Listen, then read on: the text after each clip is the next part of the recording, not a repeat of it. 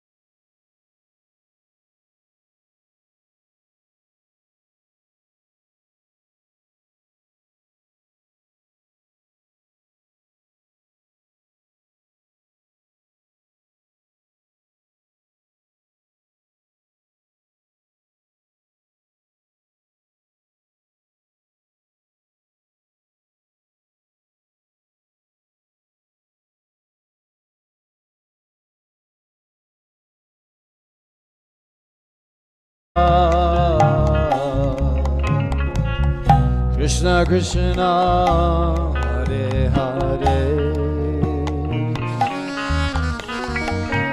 Hare Rama Hare Rama Rama Rama Hare Hare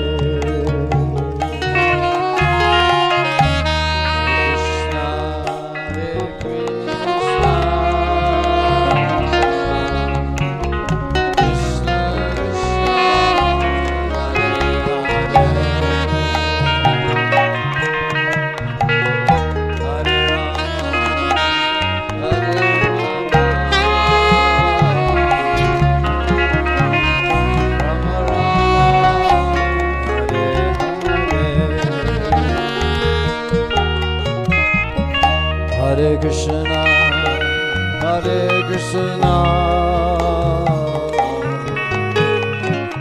Krishna Krishna, Hare Hare, Hare Rama, Hare Rama, Rama Rama.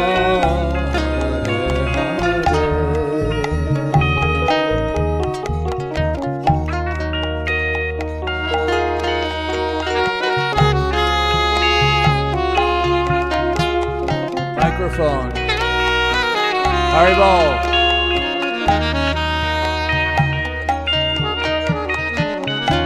Hare Rama, Hare Rama,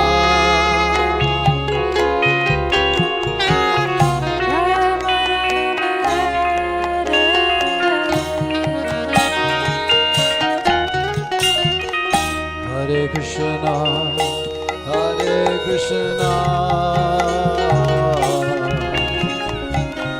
Krishna Krishna Hare Hare Hare Rama Hare Rama Rama Rama Hare Hare Hare Krishna, Hare Krishna Krishna Krishna,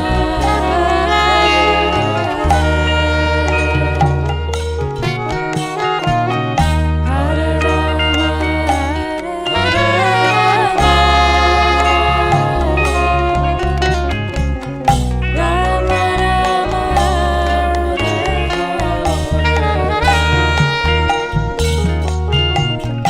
Hare Krishna Hare Krishna Krishna Krishna Hare Hare Hare Rama Hare Rama Rama Rama Hare Hare Hare Krishna,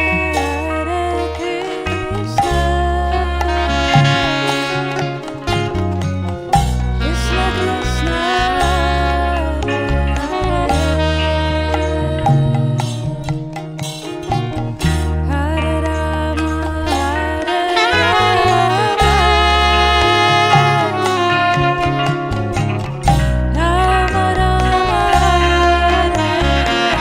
Hare Rama, Hare Rama, Rama Rama, Hare Krishna Hare Krishna Krishna Krishna Hare Hare Hare Rama Hare Rama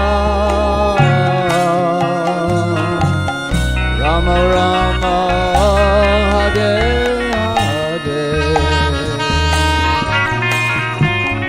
Hare Krishna Hare Krishna Krishna Krishna Hare Hare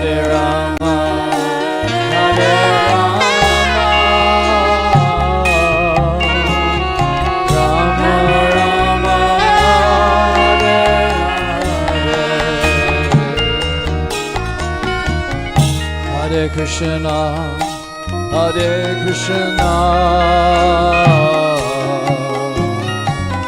Krishna Krishna, Hare Hare,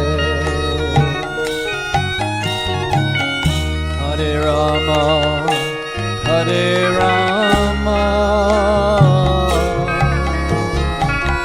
Rama Rama, Hare Hare, Hare Krishna, Hare Krishna, Krishna Krishna,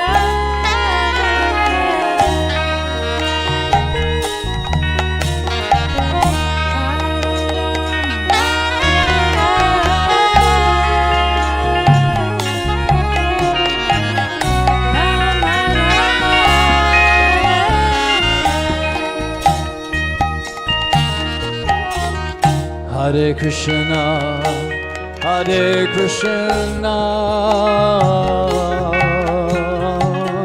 Krishna Krishna, Hare Hare, Hare Rama, Hare Rama, Rama Rama, Hare Hare, Hare Krishna, Hare Krishna, Krishna Krishna, Hare Hare, Hare Rama,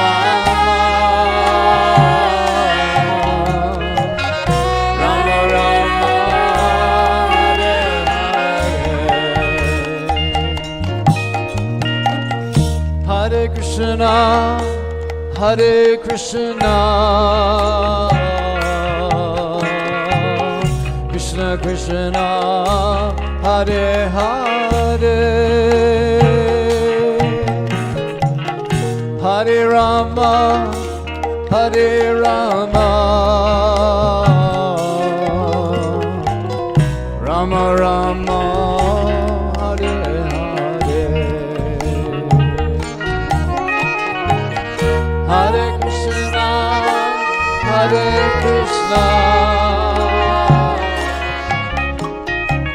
Krishna Krishna, Hare Hare,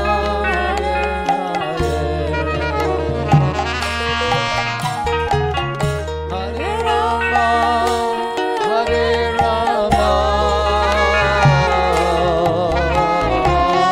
Rama Rama, Hare Hare, Hare Krishna, Hare Krishna, Krishna Krishna, Hare Hare, Hare Rama, Hare Rama, Rama Rama, Hare Hare, Hare Krishna, Hare Krishna, Krishna Krishna, Hare Hare, Hare Rama, Hare Rama, Rama Rama, Hare Hare,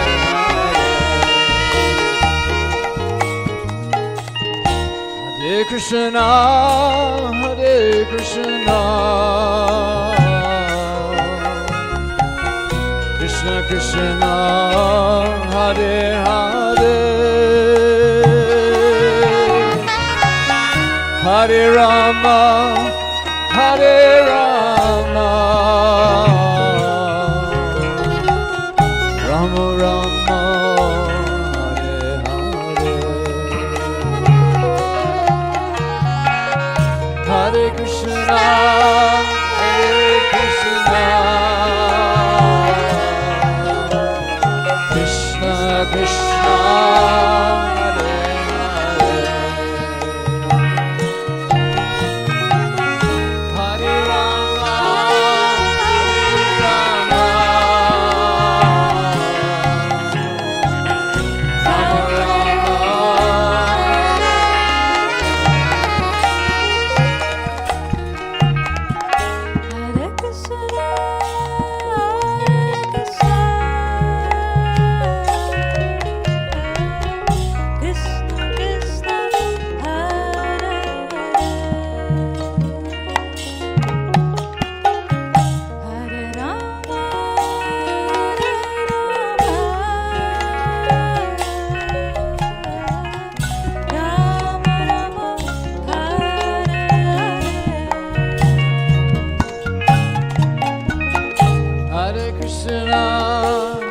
Hare Krishna,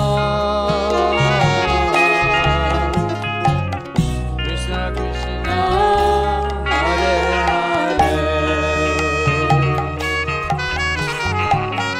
Hare Rama, Hare Rama, Rama Rama, Hare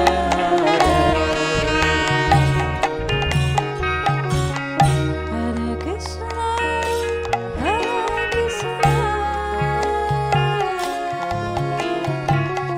Krishna Krishna,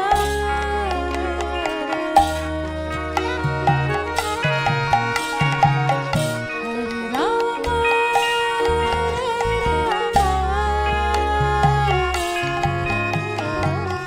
Rama Rama, Hare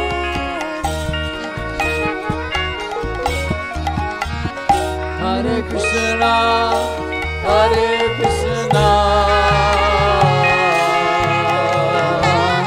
Krishna Krishna, Hare Hare, Hare Rama, Hare Rama, Rama Rama, Hare Hare. Hare Krishna, Hare Krishna, Krishna Krishna,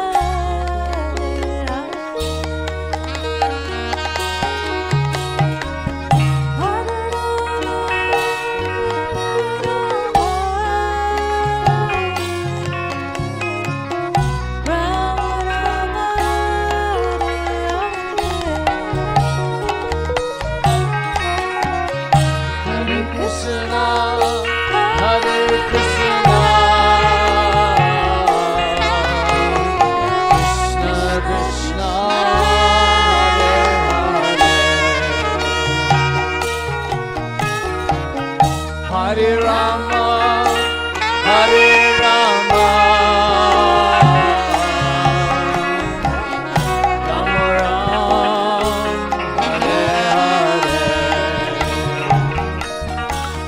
Hare Krishna, Hare Krishna, Krishna Krishna, Hare Hare,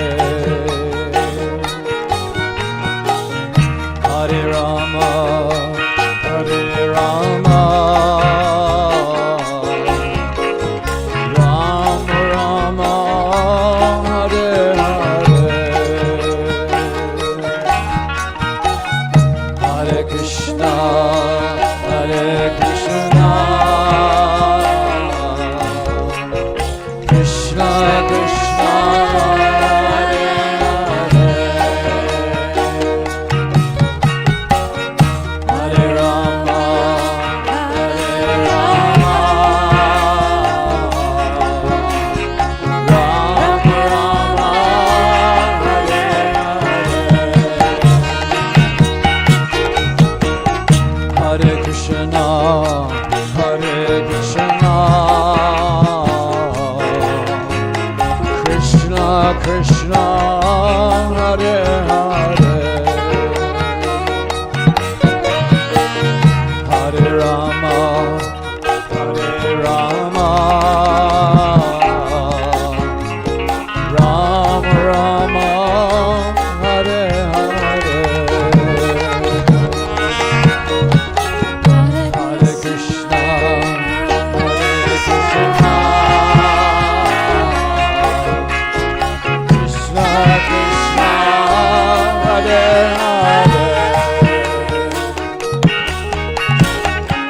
Hare Rama, Hare Rama,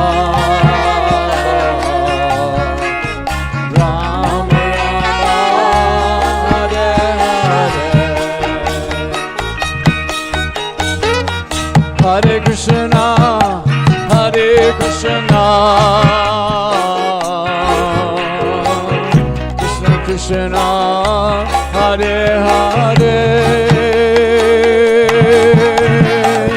Hare Rama, Hare Rama, Rama Rama, Hare Hare,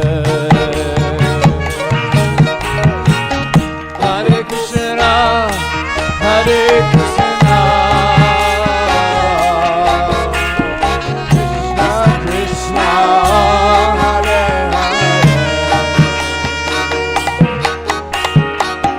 Hare Rama, Hare Rama, Rama Rama, Hare Hare,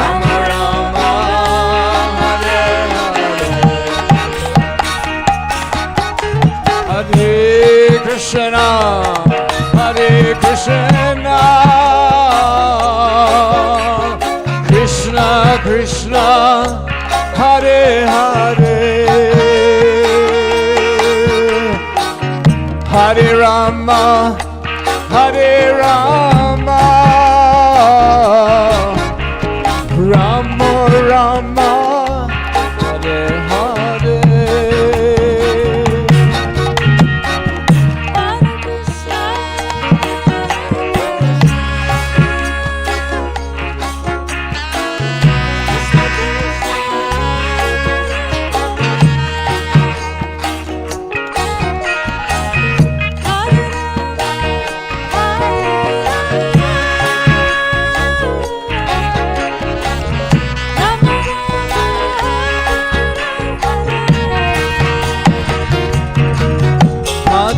Hare Krishna, Hare Krishna, Hare Krishna, Krishna Krishna, Hare Hare, Hare Rama, Hare Rama, Rama Rama, Hare Hare, Hare Krishna, Hare Krishna, Krishna Krishna, Hare Hare, Hare Rama, Hare Rama, Rama Rama, Rama Rama, Hare Hare, Hare Krishna, Hare Krishna, Krishna Krishna, Hare Hare, Hare Rama, Hare Rama, Rama Rama, Hare Hare, Hare Krishna, Hare Krishna, Krishna Krishna, Hare Hare, Hare Rama,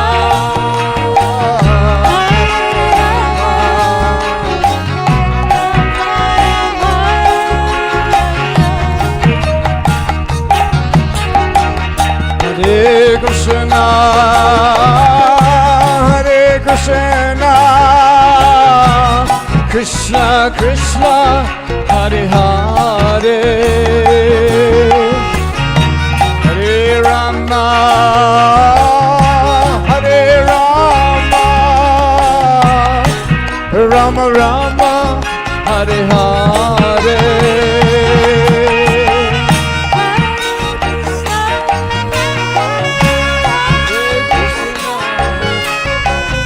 Krishna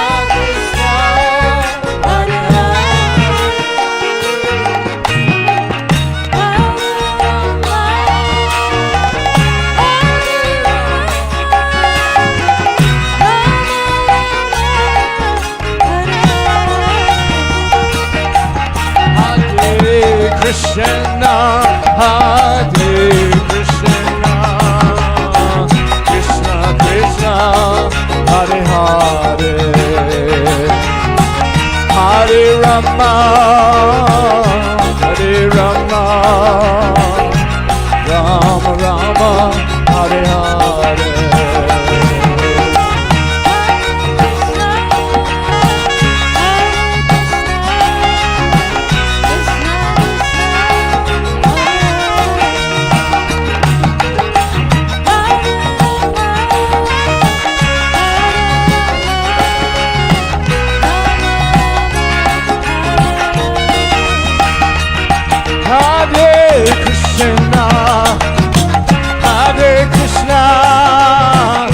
Krishna Krishna Hare Hare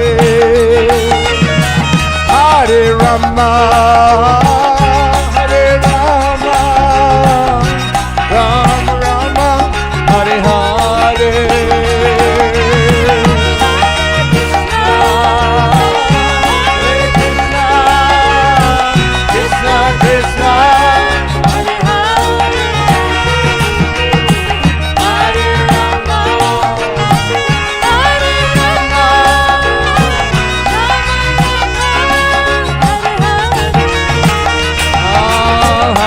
Krishna Hare Krishna Krishna Krishna Hare Hare Hare Rama Hare Rama Rama Rama Hare Hare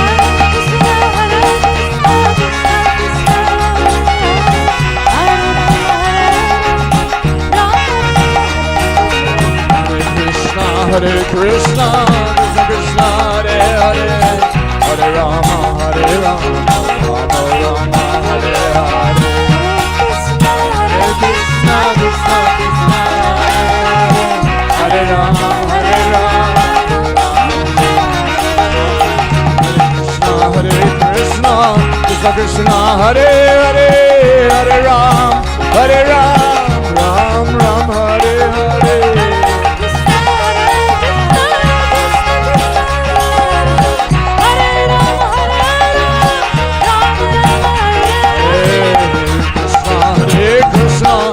Krishna Hare Hare Hare Ram Ram Ram Hare Hare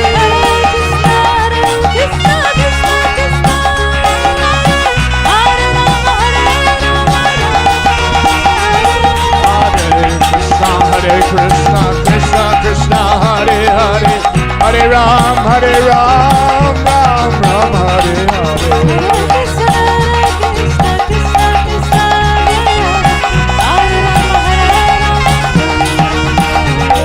Hare Krishna, Krishna Krishna, Hare Hare, Hare Rama, Rama Rama, Hare Hare.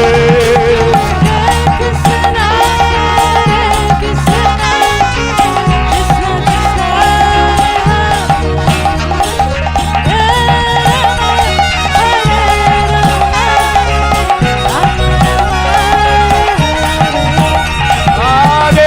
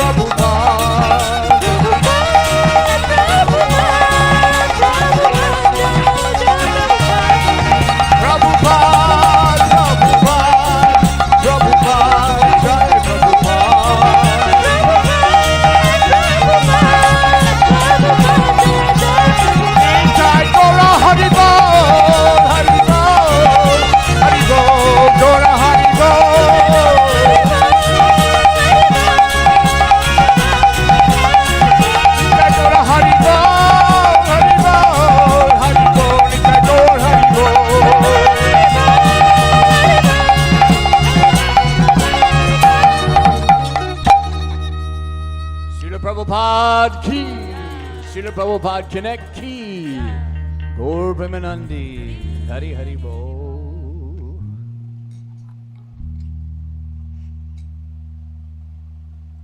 Time to go. Time to go.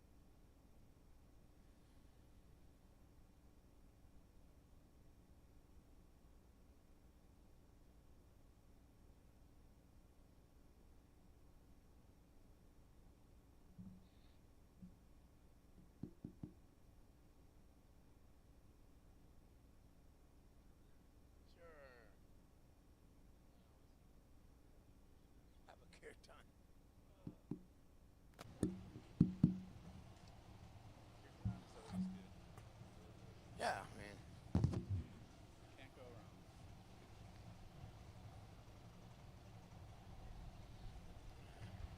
Jesus. Hare Krishna, Hare Krishna. Yeah.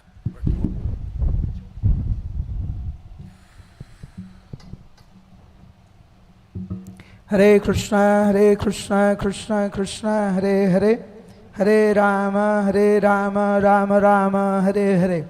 Everyone, Hare Krishna. Hare Krishna. Little louder, Hare Krishna. Hare Krishna. Srila Prabupada ki. Jai. Srila Prabupada ki. Jai. Srila Prabupada ki. Jai. Hare Krishna. So we are about to begin this glorious event called Prabhupada Connect. Hare Krishna. In my humble understanding, I feel this is one of the most important project in ISKCON. Ye lag be. It's called Prabhupada Connect. Balo. Everything good. We focus on Krishna Katha, Gaur Katha. As much as Krishna Katha and Gaur Katha is so important to us, similarly Prabhupada Katha is as much important in our devotional life as Krishna Katha. Especially now in ISKCON, with so many gurus and so many aspects, it is more important that we put Prabhupada in the center. So we are very, very thankful to all of you for coming to this glorious event. And we are very, very happy and feel very blessed to have the presence of Kripanidhi Prabhu and Soma Prabhu. Both of them are very dear disciples of Srila Prabupada. By hearing from them, we'll become more Prabhupada conscious. Just like Prabhupada named this as International Society for Krishna Consciousness, we should also become International Society for Prabhupada Consciousness, to be able to hear directly from the disciples of Srila Prabupada about the glories of Srila Prabupada. It's a great blessings. So we have both of them, and both of them will be sharing different aspects of the philosophy and Prabhupada's pastime, by which we become more Prabhupada conscious. So I humbly request Kripanidhi Prabhu to do the Prabhupada Katha first, and then Soma Prabhu after that. Thank you. Hare Krishna. You can speak as long as you want, I think. Hare Krishna. Hare Krishna. Namo Vishnu Padaya Krishna Pisaya Bhutale Srimati Bhakti Vedanta Swami Iti Namine Namo Vishnu Padaya Krishna Pisaya Bhutale Namaste Saraswati Devi Gauravani Prachadine Nirvishesha Shunyavadi Paschachadizattarine Namaste Saraswati Devi Gauravani Prachadine Nirvishesha Sunyarine Shri Krishna Chaitanya Prabhu Nityananda Shri Advaita Gadadhar Shri Vasari Gaur Bhakta Vrindam Jaya Shri Krishna Chaitanya Prabhu Nityananda Shri Advaita Gadadhar Shri Vasari Gaur Bhakta Vrindam. Hare Krishna, Hare Krishna, Krishna Krishna, Hare Hare, Hare Rama, Hare Rama, Rama Rama, Hare Hare, Hare Krishna, Hare Krishna, Krishna Krishna, Hare Hare, Hare Rama, Hare Rama, Rama Rama, Hare Hare, Hare Krishna, Hare Krishna, Krishna Krishna, Hare Hare, Hare Rama, Hare Rama, Rama Rama, Hare Hare, Hare Krishna, Hare Krishna, Krishna Krishna, Hare Hare, Hare Rama, Hare Rama, Rama Rama, Hare Hare, Hare Krishna, Hare Krishna, Krishna Krishna, Hare Hare, Hare Rama, Hare Rama, Rama Rama, Hare Hare, Krishna, Hare Krishna, Krishna Krishna, Hare Hare, Hare Rama, Hare Rama, Rama Rama, Hare Hare, Hare Krishna, Hare Krishna, Krishna Krishna, Hare Hare, Hare Rama, Hare Rama, Rama Rama, Hare Hare, Hare Krishna, Hare Krishna, Krishna Krishna Hare Hare, Hare Rama Hare Rama, Rama Rama Hare Hare, Hare Krishna Krishna Krishna Hare Hare, Hare Rama Rama, Rama Rama Hare Hare, Hare Krishna Krishna Krishna Hare Hare, Hare Rama Rama, Rama Rama Hare Hare, Hare Krishna Krishna Krishna Hare Hare, Hare Rama Rama, Rama Rama Hare Hare, Hare Krishna Krishna Krishna Hare Hare, Hare Rama Rama, Rama Rama Hare Hare, Hare Krishna Krishna Krishna Hare Hare, Hare Rama Rama, Rama Rama Hare Hare, Hare Krishna Krishna Krishna Hare Hare, Hare Rama Rama, Rama Rama Hare Hare, Hare Krishna Krishna Krishna Hare Hare, Hare Rama Rama Rama Hare Hare, Hare Krishna Krishna Krishna Hare Hare, Hare Rama Rama Rama Hare Hare, Hare Krishna Krishna Krishna Hare Hare, Hare Rama Rama Hare Hare, Hare Krishna Krishna Krishna Hare Hare, Hare Rama Rama, Hare Krishna Krishna Krishna Hare Hare, Hare Rama Rama Hare Hare, Hare Krishna Krishna Krishna Hare Hare,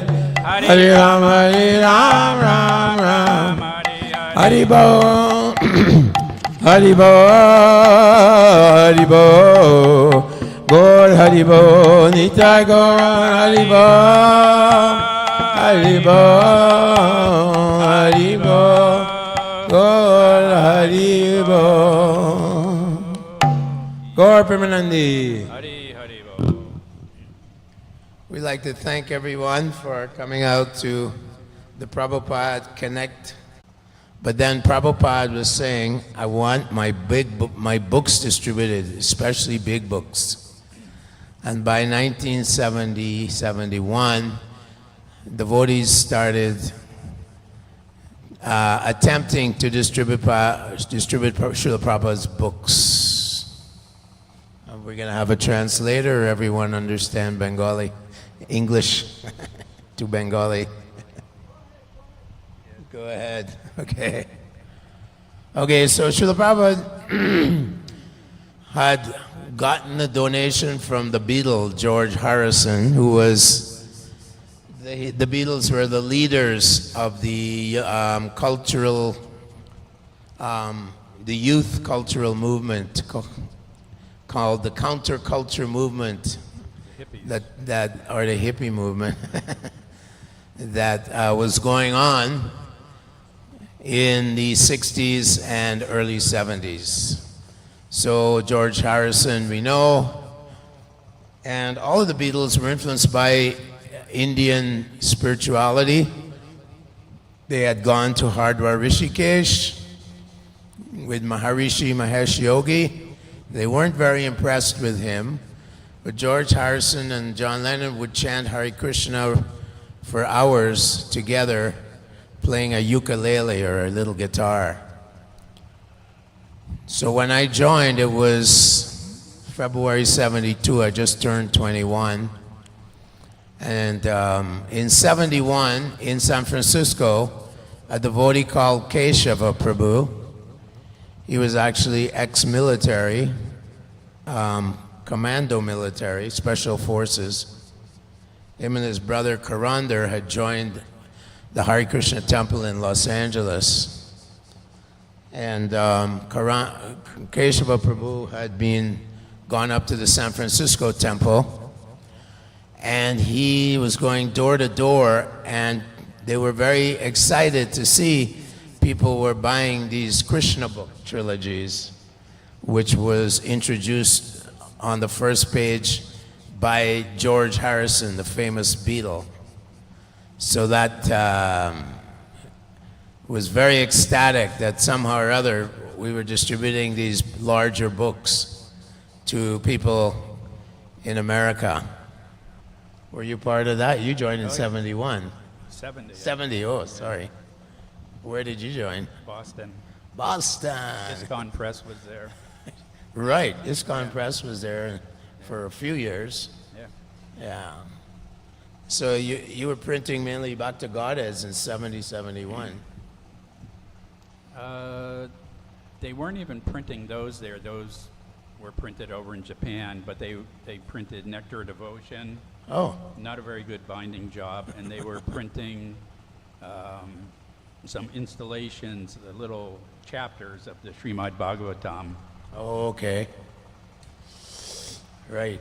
But they were doing all the layout and everything for all the books, Okay. and all the editing there, and the artists were there painting all the pictures. Jadurani was one of the first artists, I think. Yeah. A devotee called Jadurani, very early New York devotee. Prabhupada wanted her to paint pictures for the various books. I know I modeled for one of her paintings. Oh, I did too. Yeah. I did for a few, actually. The Bhagavad Gita paintings. Yeah. I did one in LA when everything moved to Los Angeles. I posed for the picture where I think it was Nakula Brahmachari was building a road to Kanai Natashala. Yeah. That's me on the Oh, nice. Nakula Brahmachari, whatever. That's me. Basically, Srila Prabhupada was always emphasizing book distribution. So Prabhupada Connect, he became very, very blissful. The first time I saw Prabhupada was in Portland in 1972, June. And Prabhupada initiated quite a few of us, about 50 or 60 of us. Wow. And Mahatma was my first temple president. He was in Vancouver. He was from LA Temple. And the Portland temple president was, I forgot his name. Dinabandhu? No, not before Dinabandhu. He's a sannyasi now in Kansas. You know him, he's got Parkinson's. Yeah, I can't think of his name. No, not Donavir. Donavir Maharaj, yeah. He was Donavir Prabhu then. And so Srila Prabhupada came to Portland, and at the airport, he was very, very grave, I remember. And we were just young guys, we were like really charged up. And Prabhupada was saying, you're doing a lot of Harinam, but the Brihat Madanga is the books. And of all books, I want my big books distributed. I'm translating. Prabhupada was constantly translating. Every night, Prabhupada was translating Srimad Bhagavatam. First canto, second canto, third canto. And he was requesting the Bhaktivedanta Book Trust devotees to keep up with him. But they were quite behind. They were behind by couple of volumes. So the wave of book distribution was just starting in 1971-72, and it was promised to become a huge tsunami, like a huge tidal wave of book distribution everywhere in America, North America I should say, because in Canada there was also a lot of book distribution. In Mexico there was book distribution. But this wave started with the BBT America. That's where it started. That's where it took off. And Ramaswar was remembering that the first big Christmas marathon was 1972, December. And they had dedicated all the devotees in the Los Angeles temple. Everyone had to go Christmas spirit. So 22, 23, and 24, they had a marathon. Beginning of the Hare Krishna movement, basically, it's just a few years old. It's just taking form. So there was a small temple in Los Angeles, probably the largest temple at the time. And there was a war going on in Vietnam, and so there was a lot of civil strife, civil grievance, civil unrest all over America. Young people were rebelling, young people were protesting the war. There was all this turmoil going on in the US of A, and Krishna brought Prabhupada into that mix, into that situation where people were questioning, becoming a nightmare.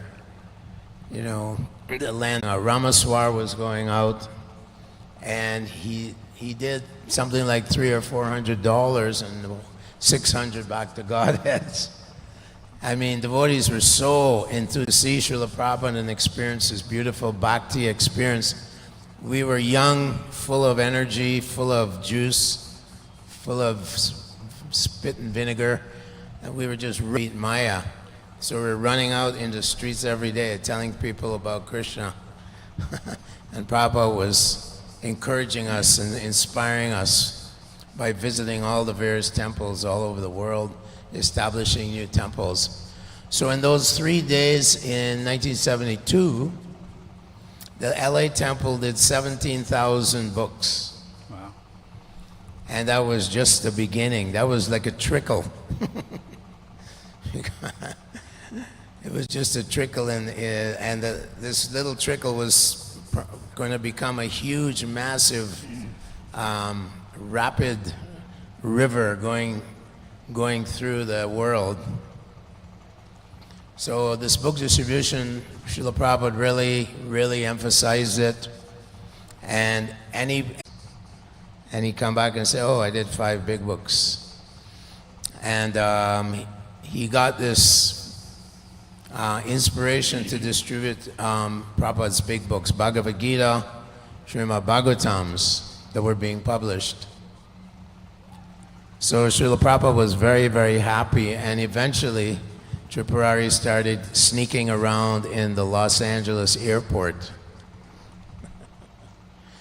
And because the Constitution of the United States is freedom of speech, in any public place, the devotees hired lawyers, and the airports gradually started becoming open for book distribution. Las Vegas was the first, then Los Angeles, and then so many others, Colorado, and I'm sure New York, Chicago. East Coast, Chicago, Houston, all the big cities opened up, all Dallas, all these airports were being opened up. And it was a great place to distribute books. So suddenly, between 72, 73, 74, the book distribution just multiplied exponentially. A massive tidal wave of book distribution happened. At the same time, many people were joining the movement. The young people started to identify the Hare Krishna movement as their religion, because we were all coming out of this hippie movement, most of us, and we were joining the Hare Krishna movement. And Srila Prabhupada once said, the hippies are our best customers. So, how was it? I was never on the East Coast, so you can Similar, very similar. And thank you for all that wonderful kata. It brought back a lot of memories. One of the major things that happened on the East Coast is Keshava brought Buddhimanta to the East Coast. And he was, at the time, the biggest book distributor in the world. And they first came to Boston, and I happened to be in the Boston temple, so we started going out with Keshava and Buddhimanta, and he taught us, how to distribute big books. And from there, everything, just got, increased more and more. Then Keshava brought Buddhimanta to New York, and he started teaching the people there. So that's how the book distribution took off in the East Coast. Wow, that's good news. Good news. Buddhimanta, I remember him. I was out on the street in San Francisco, and he would just run up. Cars were coming down the street. He'd run up to a car, and this might be like 10 o'clock at night, and he'd just stop the car and make him turn the window down. He'd just be like, "You gotta get this," and he'd be like, just like overwhelming, just like, "You gotta get this book," Yeah. And he was a very intense kind of person. Lots of enthusiasm. To say the least. His jugular veins would be sticking out, So that was the mood he had. Like, we were like soldiers, special forces or something. And we're just very focused. We would just go back to the temples, take a little milk prasadam and popcorn, read Krishna book, go to sleep, wake up in the morning program, and then go out in the streets. But what we discovered quite early in 1972 is like you could get a van, and we were all brahmacharis at the time, so we would 4 brahmacharis in a van, and we just traveled to all different smaller cities in America. And we found especially cities where there were big colleges. I remember Tucson, Arizona had a huge college. We would just stand there when they went to the bank to get some money. It was basically a college town. Oh, yeah. Tucson. Just 200,000 students or something. Another one was in Portland. That was a very large university. And so these young people were very eager to take books from us. So we would travel in these vans. And of course, remember, Srila Prabhupada was always coming to a city. So sometimes we would calculate our tours so we would meet up with Prabhupada somewhere. Yeah. And get more inspiration. When you're in a temple room with Srila Prabhupada, and he was sitting there, and you're just giving everything to him, your entire life to him, you're a brahmachari, you have absolutely nothing except maybe a sleeping bag, and you just want to distribute the mercy, the Prabhupada's mercy. Every book is Prabhupada's inside that book. He lives in his words. And we knew, like, giving people his books, Prabhupada said their lives could become perfect. And it actually did change the face of America. I mean, there's so many vegetarians now, so many people interested in Vedic yoga, Ayurveda, and all the ancient Indian aspects, culture of life.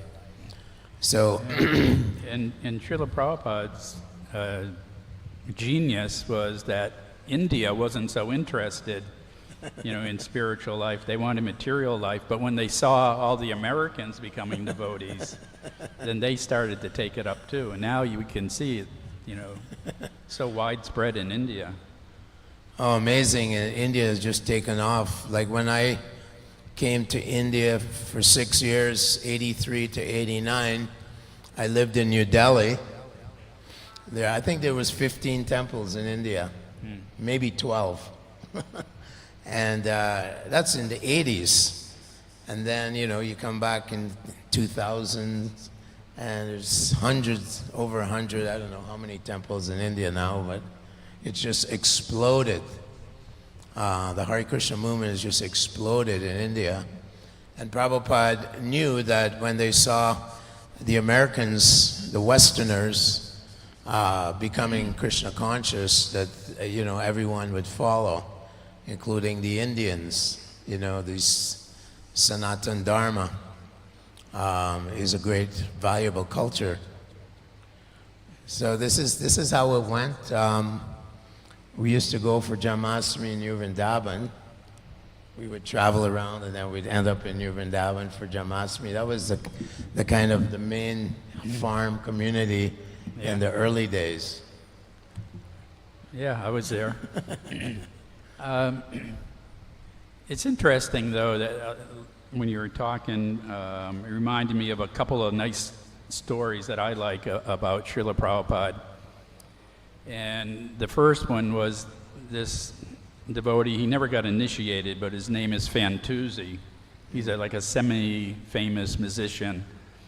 And he was at the Portland temple when Dinabandhu was temple president. And of course, book distribution was in full swing. And they went down to San Francisco to see Srila Prabhupada.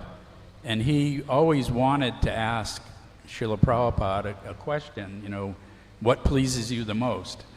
And in those times, it was hard to get up to Srila Prabhupada to ask him a question. So he was there, he didn't really get a chance, and then Prabhupada was leaving to go to the airport, and the door was open, and he just kind of ran up to Srila Prabhupada, and he said, Srila Prabhupada, what pleases you the most? And Srila Prabhupada just looked at him, and he said, that you become a lover of Krishna. Yes, I remember. Yeah. And that happened another time in Atlanta in 1975 when the Radha Damodar party was there visiting, and they had, all the brahmacharis had a special darshan in Srila Prabhupada's room, and I believe it was Pita Prabhu asked Srila Prabhupada, oh, what pleases you the most? And Srila Prabhupada said basically the same thing. He said that you develop your love for Krishna. So when John Mastami asked me to speak, you know, he said it's kind of like on the mood and mission of Srila Prabhupada. And I was just kind of thinking how they're two separate things. You know, the mood is kind of like internal. You know, Trinadapi, you know, you're very humble. Srila Prabhupada was very humble, very compassionate. But the mission is, you know, Lord Chaitanya's mission of spreading Krishna consciousness. And it's interesting, I never asked Srila Prabhupada a question because I was always kind of afraid, because I saw him really give the sauce to people asking questions. Especially sometimes people would try to like manipulate Srila Prabhupada to get a certain answer. And Srila Prabhupada would never have any of that. I can give one example in New Vrindavan in '76 at a darshan. His name was Janardhan. He was a van leader of one of the Radha Damodar traveling Sankirtan parties. And he had come to the darshan in New Vrindavan, and he asked Srila Prabhupada a question. He said, I'm just kind of paraphrasing, but it's something like, when I'm out distributing your books, sometimes I meet people and they say, oh, I already know God, I don't need your books, so what should we say to them? And Srila Prabhupada just got really heavy with him. And he said, why don't you read my books? You know, and he was, you know, really taken back. And Prabhupada kept kind of repeating it. He said, why are you asking this question? Don't you read my books? You know, it says, Tesam Satata Yuktanam, you know, from one who is constantly devoted. You know, they know Krishna, but not anyone knows Krishna. And he was like, he went on and on. He even like called this guy a rascal who asked the question. And he kept saying, why don't you read my books? And Pushta Krishna was kind of sitting by Srila Prabhupada. And he said, well, Srila Prabhupada, that's not his question. That's when he's out, you know, distributing books. He meets people like that. And Srila Prabhupada looked at him and he said, he may be able to fool you, but he can't fool me. And he just, really got really laid into him, making this point of, why don't you read our books? Why don't you know these things? And he really drove it home, forcefully. So I saw this in a few other times, so I never really asked Srila Prabhupada a question, but Srila Prabhupada asked me a few questions. So, of course, everybody who gets initiated, in person to Srila Prabhupada, he always asks you, how many rounds do you chant? What are the 4 regulatory principles? And of course, that is also our mood and our mission. We really have to be strict with chanting 16 rounds and following the 4 regulatory principles. Otherwise, we don't have any purity or potency. But when I was a new devotee, I moved into the temple in 1970 in the fall in Boston when ISKCON Press was there. And actually, it happened to be the largest temple in ISKCON at that time. Oh, really? Yeah, there was like 55 devotees, and it gradually got up to 60 devotees. But then LA started growing really fast, and they became bigger. But anyways, in those days, everybody had like a Srila Prabhupada story. And when they would tell it, you would see their face light up, and they would become like really blissful. And, just by hearing these stories, I really wanted to, meet Srila Prabhupada and, of course, surrender my life to him. So I especially liked, Satsvarup was the temple president then.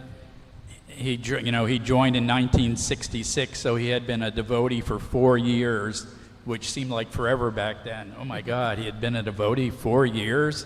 It was so long.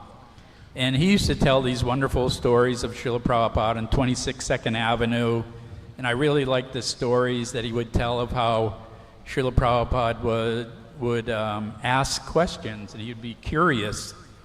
That was one of the things I really liked about Srila Prabhupada. He was very curious and kind of childlike in some of his dealings.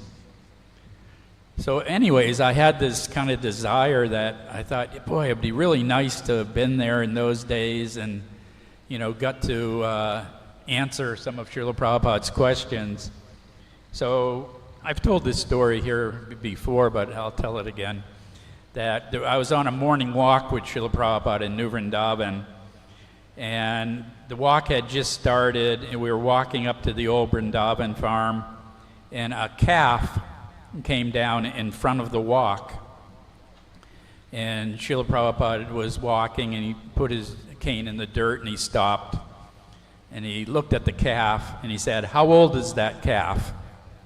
And I used to be a cowherd boy and work in the barn, but for a few years I hadn't done that kind of service.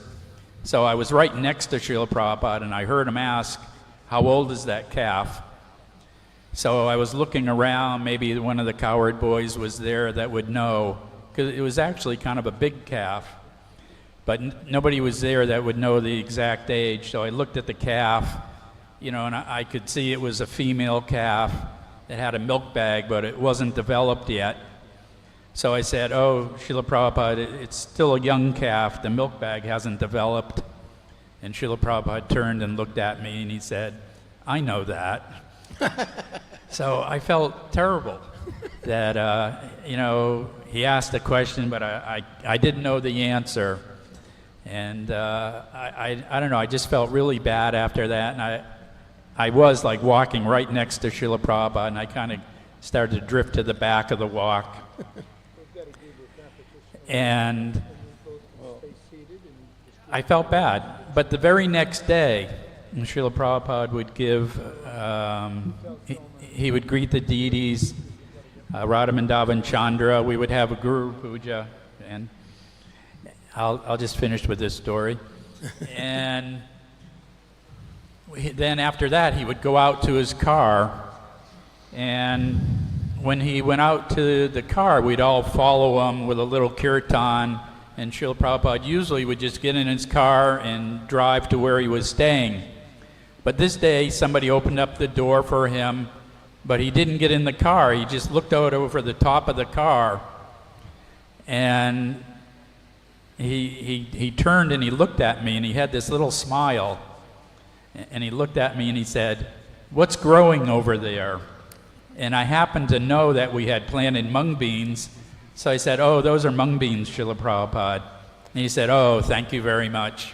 And then he got in the car, and I couldn't believe it. I was ecstatic that he gave me another chance, you know, just to have this stupid desire that I have of wanting to answer one of his questions. He actually gave me a chance to do that, and it was such a small thing, but it was huge in my devotional life. And I can remember I was like ecstatic for days. I couldn't believe that it happened like that, that he knew my mind. He gave me another choice, another opportunity to serve him, and it really made me want to just devote my life to serving him. And you know, Srila Prabhupada's association had that effect that people that had his association, they wanted to surrender their life and try to please him. So I hear that our time is up. So thank you very much for giving me the opportunity to say something about Srila Prabhupada. Haribol. Srila Prabupada ki jai. Thank you very much, Kripanidhi Prabhu and Soma Prabhu, for sharing your valuable experiences and realizations during your association with Srila Prabhupada. So now I can request both the devotees to stay here so that we can distribute some awards for the children. Oh, gifts. Okay. This Prabhupada Connect program is a wonderful initiative coming from His Grace Janmashtami Prabhu. His Grace Janmashtami Prabhu is spearheading this team about how we can make the community feel the experiences of Prabhupada by participating in all these kathas, as well as sharing of the realization from the senior disciples of Srila Prabhupada. In order to make it more successful, His Grace Janmashtami Prabhu has been inspiring us to make all the children also participate in this experiences. So based on his inspiration, we have conducted coloring competition for the children of all the schools of Mayapur. Not only that, we also encourage bigger students to participate by reading Srila Prabupada Leelamrita. So this reading session has been going on for quite some time now. Now the children are studying Prabhupada Leelamrita, the second chapter.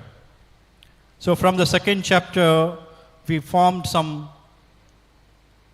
multiple choice questions and descriptive questions, and these children have done exceptionally well. That means they have read Prabhupada's Leelamrita very nicely. So in order to appreciate their endeavors, we are going to distribute some awards, and we request His Grace Kripanidhi Prabhu and His Grace Soma Prabhu to distribute these awards to these children. So I'm going to call the students on stage to collect these awards. Before that, I would like to say, how many of the students participated in this entire initiative? 672 students, I repeat, 672 students participated in the coloring competition from Bhaktivedanta National School, Sri Mayapur International School, and from Sri Mayapur Gurukula. So here we have many students. Some awards are distributed in the morning, today morning, and some we are distributing today. So out of the 672 students, now I'm going to call Samvit from Gurukul to collect the award for the coloring competition. Samvit, please. Give him a big hand. Hare Krishna, Hari Bol. Hari Bol. Jai. Next I'll call upon stage Damodar. Damodar, please come to collect your award. Damodar is also from Gurukula. Please come. But give him a big hand. Hari Bol. Tali, Hare Krishna. Come that side. Look at the camera. Okay. We have one more student from Gurukula. He didn't come yet. His name is Bharat, but we will distribute him later. We have here from Sri Mayapur International School, Leela. Leela is a small, sweet girl. She has done coloring very beautifully. Here she is to collect the award.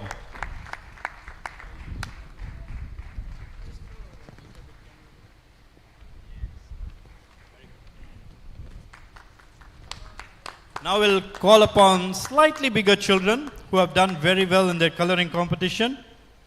Pratika Karmakar from Sri Mayapur International School. Pratika Karmakar, please come.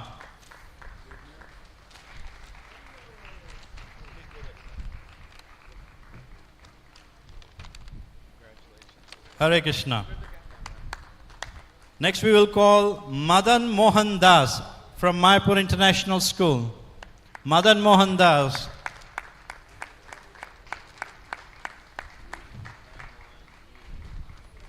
Hari. Just look at this camera. Okay, go. Tirthadar from Sri Mayapur International School. Tirthadar, Madan Mohan, Pratika, all are from grade 4. Tirthadar from Mayapur International School. Jai. Then we have 2 students from grade 5 of Mayapur International School. Radhika Das, grade 5, Mayapur International School. Jai.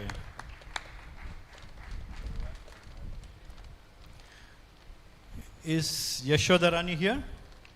Oh, Yashodarani has not come. She is also going to receive. We will hand it over to her later.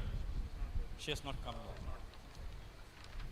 Now we will call the wonderful performers who have studied Prabhupada Leela Amrita very nicely. Chiranjeevi has secured 38.5 out of 40 in Prabhupada Leela Amrita quiz competition. Written quiz. Chiranjeevi, please come. 38.5 out of 40.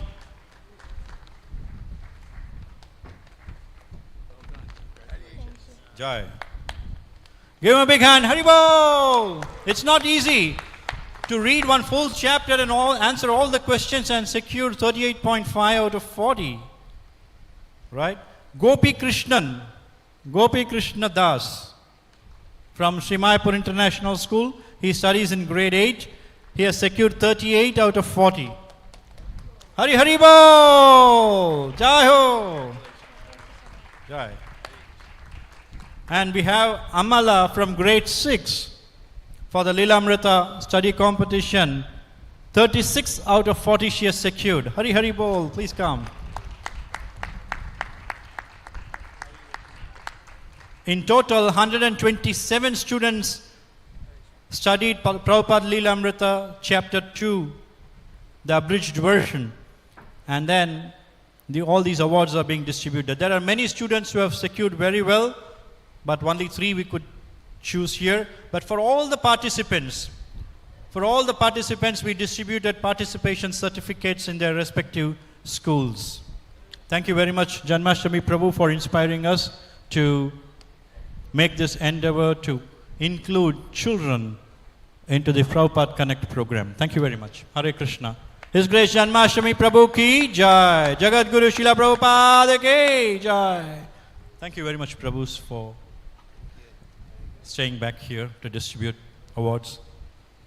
So next program is, we are going to have a drama. I request the mic persons, please remove these mics and chairs, please. So we're going to have a very, very interesting drama. And the topic of the drama is very dear to us. Any guesses? We like very much. Mahaprasad! Mahaprasadam ki jai! So we're going to have a short drama about Mahaprasadam. This drama, the participants of this drama is coming from Sri Mayapur International School. So in few minutes time we'll start it. Thank you. Hare Krishna.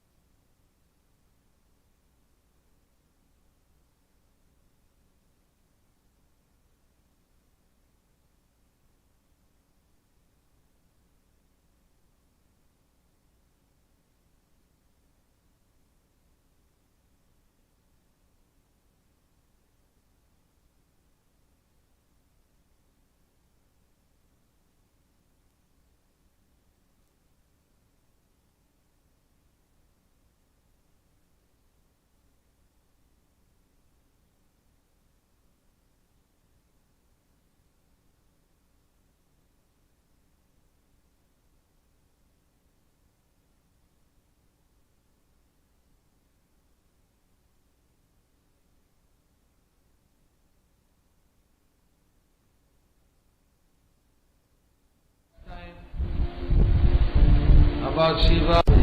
In Jagannath Puri, there's a pastime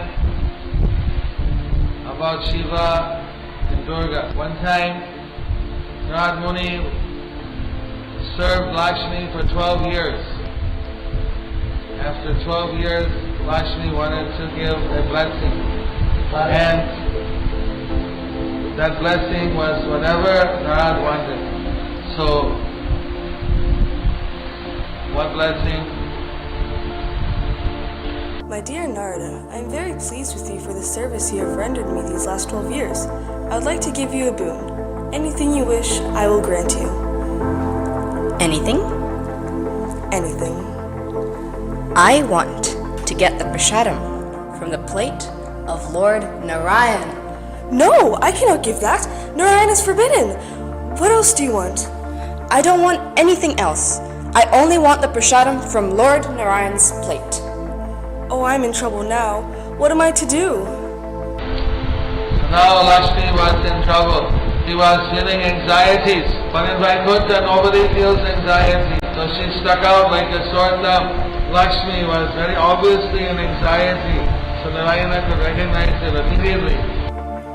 What is wrong? Why are you in anxiety? Narada has served me faithfully for 12 years. I was so pleased with him that I offered him a blessing, anything he wanted. Narada wants your mahaprasad, but you told me not to give anyone. So now I'm in trouble. What should I do?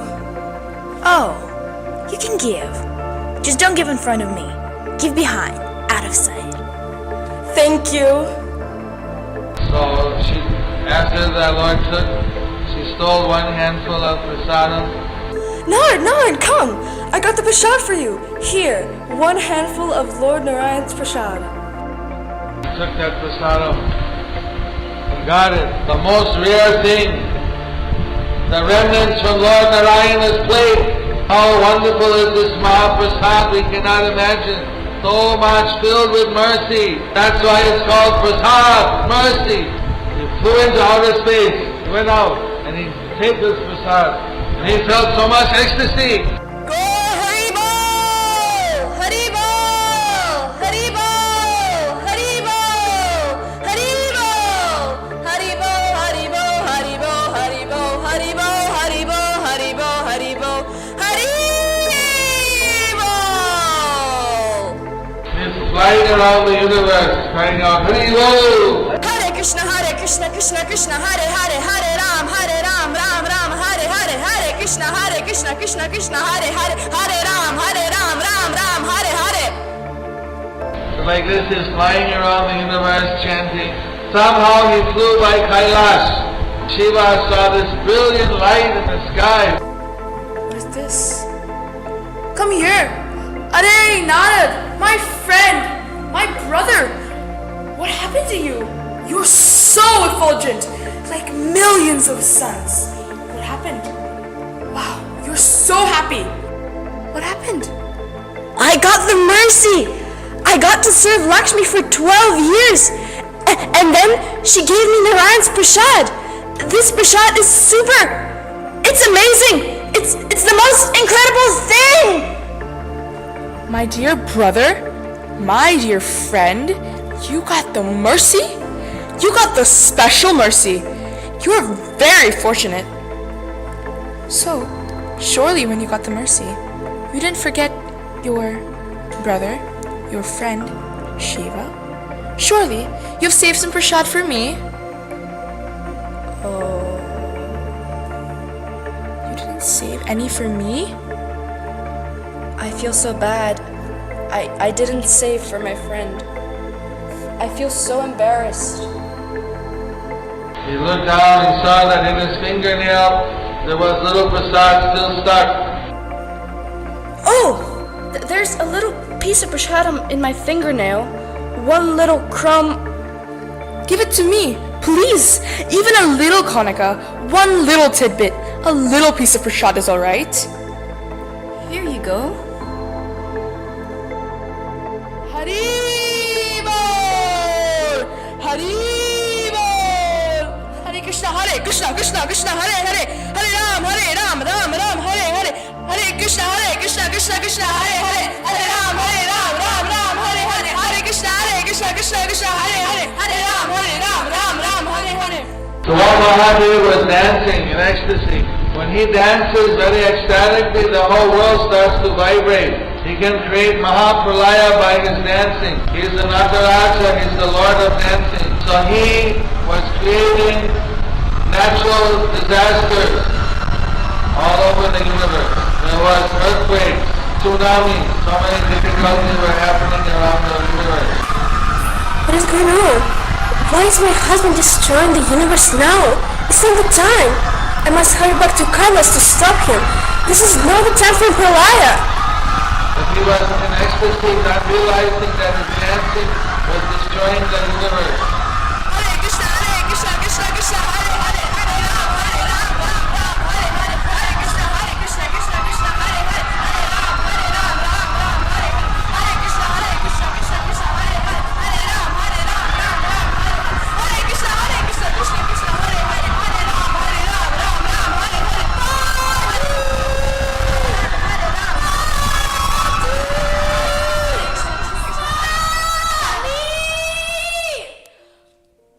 Why did you stop me?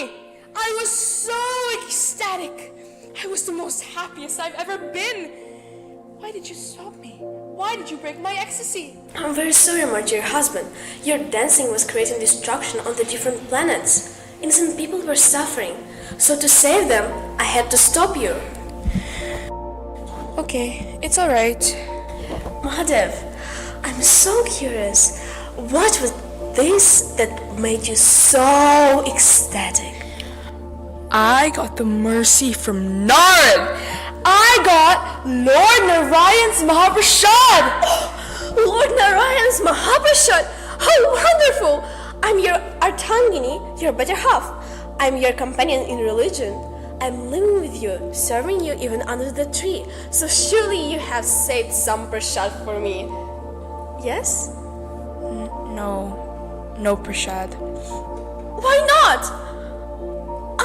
I'm always serving you, taking care of you. You get the supreme mercy and you don't save half for me? I didn't do it. Why not?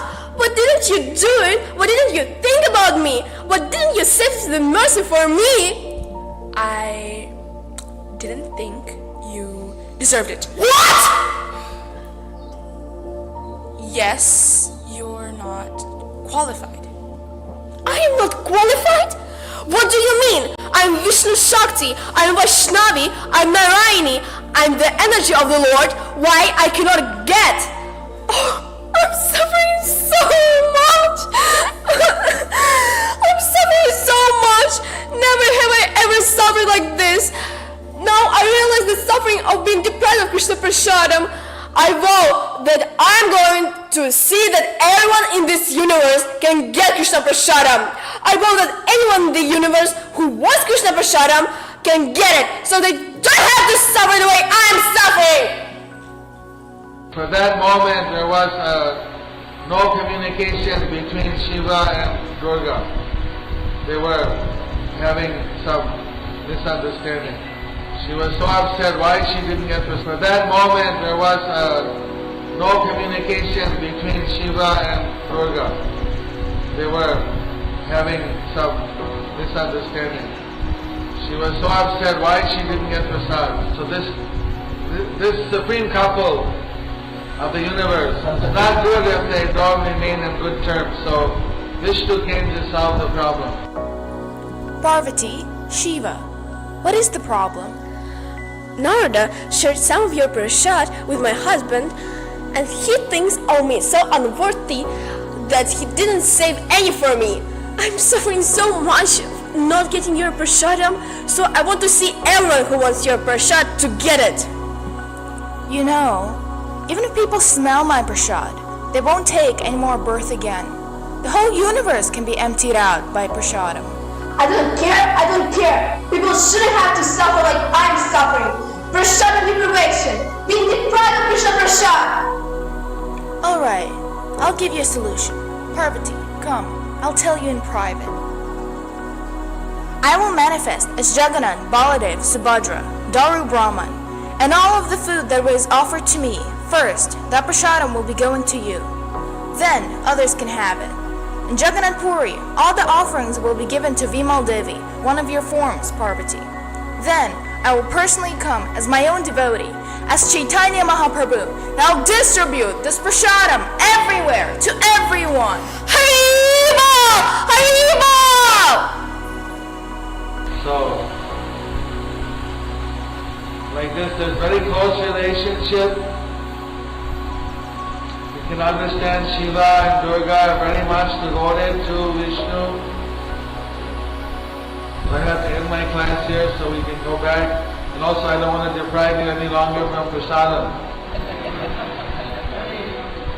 Haribol!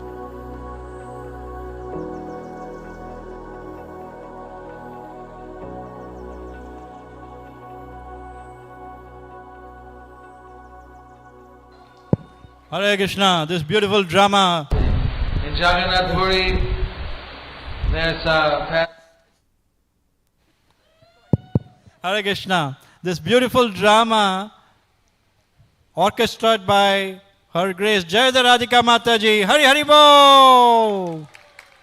The background voice, what you heard during the course of the drama, is the voice of His Holiness Jayapatak Swami Guru Maharaj. Hari Hari Bo!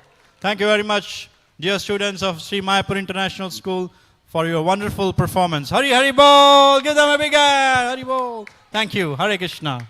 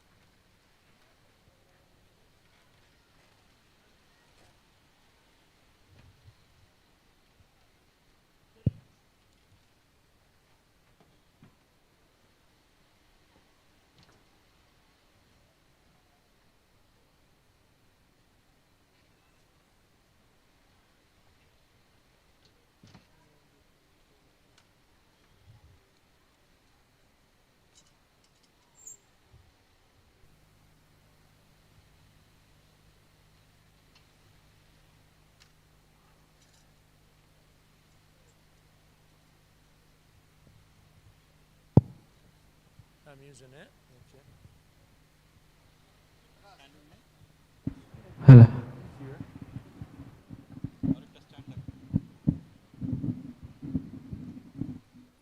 Hare Krishna. Thank you for coming tonight. We're going to have a really ecstatic discussion here on Srila Prabhupada's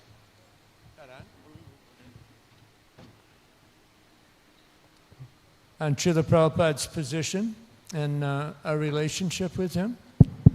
So I'd like to start by asking Bhakti Prachar Parivrajak Swami a question to kind of get the ball rolling here.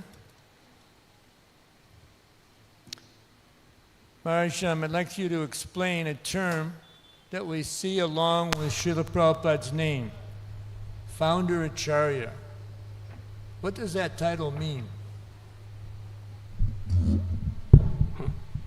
Hare Krishna. So the word founder acharya is very, very significant, especially when it is connected with a sampradaya and a spiritual society like ISKCON. So Prabhupada was very, very emphatic on this point. He personally introduced to write, wherever there will be his name, it should be written Founder Acharya of the International Society for Krishna Consciousness. So one is called Acharya and Founder Acharya. Just like there are 4 sampradayas and there are 4 acharyas in 4 sampradaya. So their positions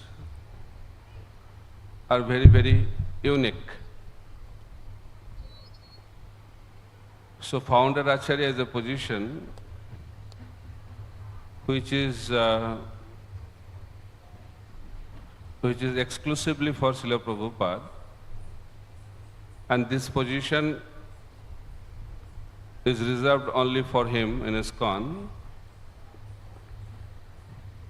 For next 10,000 years, as long as ISKCON will continue to exist, Srila Prabhupada will remain as the Founder Acharya. And that position is like a Asama Urdhva position, means nobody can be equal to that position and nobody can be above that position. So there can be many gurus, many acharyas, but they are subservient or subordinate to the position of the founder acharya. And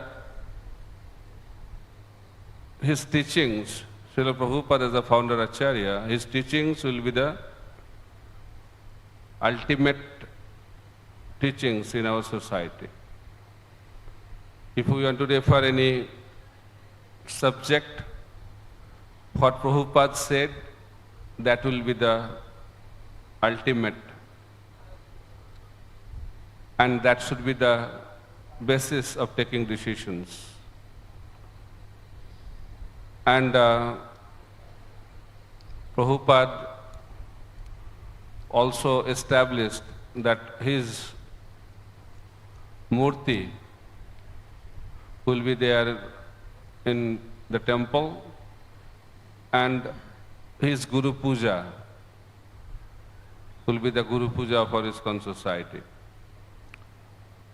And nobody other than Prabhupada can have that kind of Guru Puja in ISKCON society. So to summarize, it's a very, very special position, just like Ramadacharya in Sri Sampradaya, Chatuskumar in Kumar Sampradaya, like that. Srila Prabhupada's position is like that in ISKCON.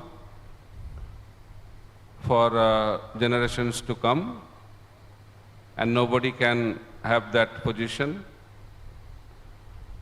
This position is unique. Nobody can be equal to that position or above that position. And the teachings of the founder acharya are the ultimate teachings in the society for us in ISKCON. And he is the guru. There can be many gurus, many acharyas, but Srila Prabhupada will remain as the preeminent Shiksha Guru or the guru of our ISKCON society. That is the understanding about the term founder acharya. Thank you, Maharaj. To Krishna Prabhu, Srila Prabhupada, those that had his direct association could understand he was a very humble Vaishnava.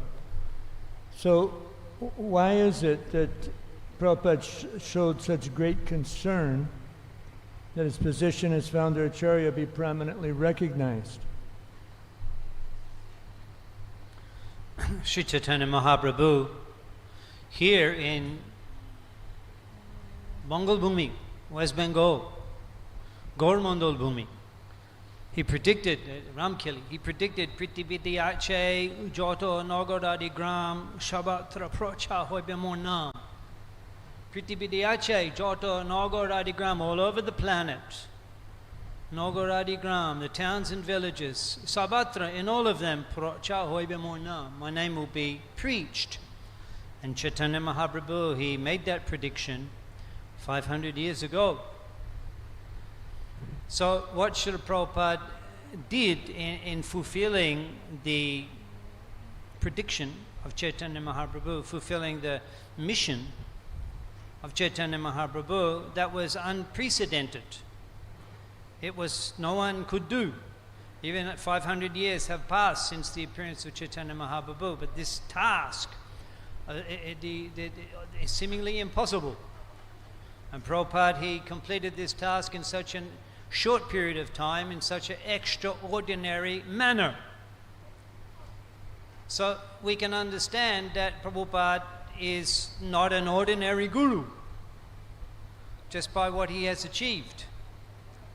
So in order to protect this legacy of Prabhupada's unique appearance and his unique contribution, the position of the founder acharya that institutionalizes his significance for the modern world.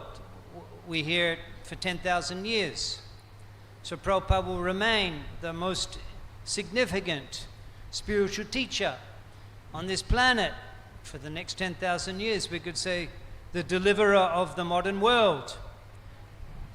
So that in itself is an extraordinary position.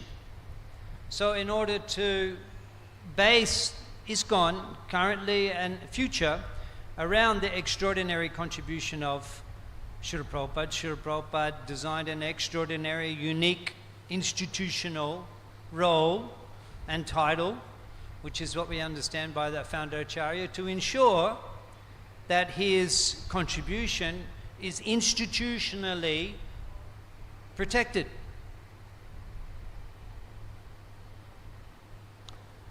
Thank you, Atul Prabhu. Maharaj, what are the benefits that devotees will derive from actually recognizing Srila Prabhupada's role as a founder acharya? How will they, how will it enhance their spiritual lives? And in general, what will the benefits be? So there are a lot of benefits individually and collectively as a society if we appreciate, accept, recognize Srila Prabhupada's position as the founder acharya of ISKCON. Srila Prabhupada used to say that his Guru Maharaj wanted to establish that kind of setup, but somehow it did not happen. So he was very, very particular to establish that position in ISKCON. So if we accept Srila Prabhupada as a founder acharya, then ISKCON will be protected. Prabhupada used to explain unity in diversity. He told that in every year, during GBC meeting time, during Gaur Purnima time, all the GBC members and the leaders of a society to come together at Sridham Mayapur and discuss about unity in diversity. So it is very easy to be divided, but it is very, very difficult to be united, especially in Kali Yuga. So we have a lot of diversities in ISKCON based on our place of residence. We have devotees from all over the world, different countries, different continents. In India itself, there are so many states, lot of varieties. South India, North India, East India, West India, Bengali, Tamil, Gujarati, Bihari, so many varieties are there. Then we have Brahmachari, Grihastha, Vanaprastha, Sannyas. We have also different gurus.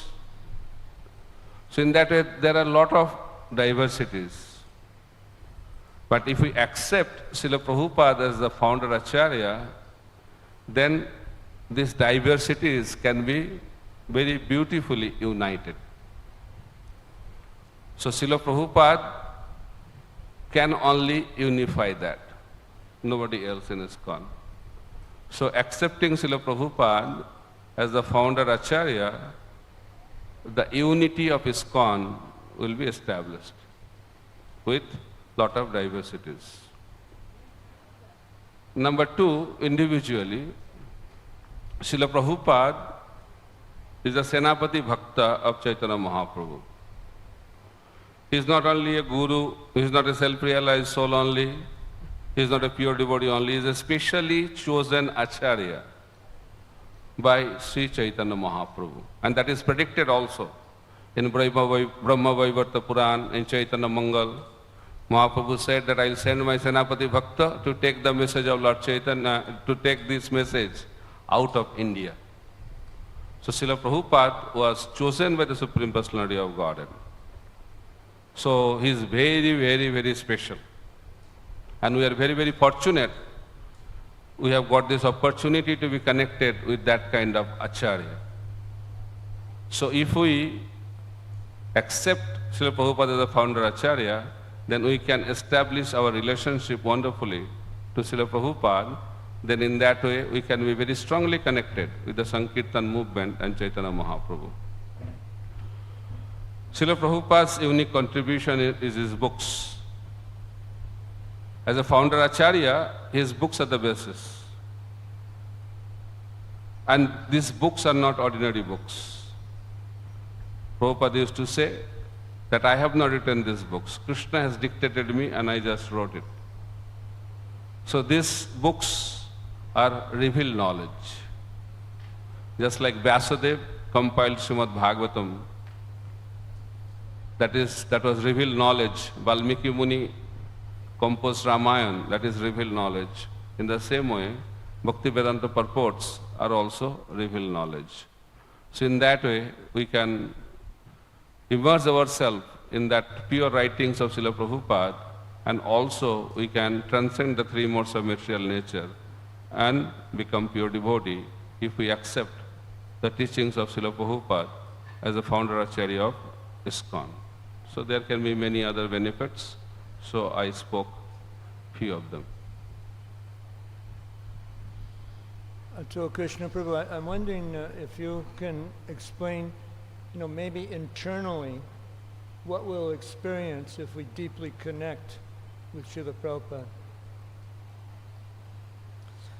Srila Bhaktivinoda Thakur, here in Swaruganj, Stovada Jalangi, he wrote, Bhakata Sheva Paramashiti, Prem Lotika Amu. Bhakata Sheva Paramashiti, the highest perfection is serving the devotee. Prem Lotika Amu, the root of the kripa of love of Godhead. So,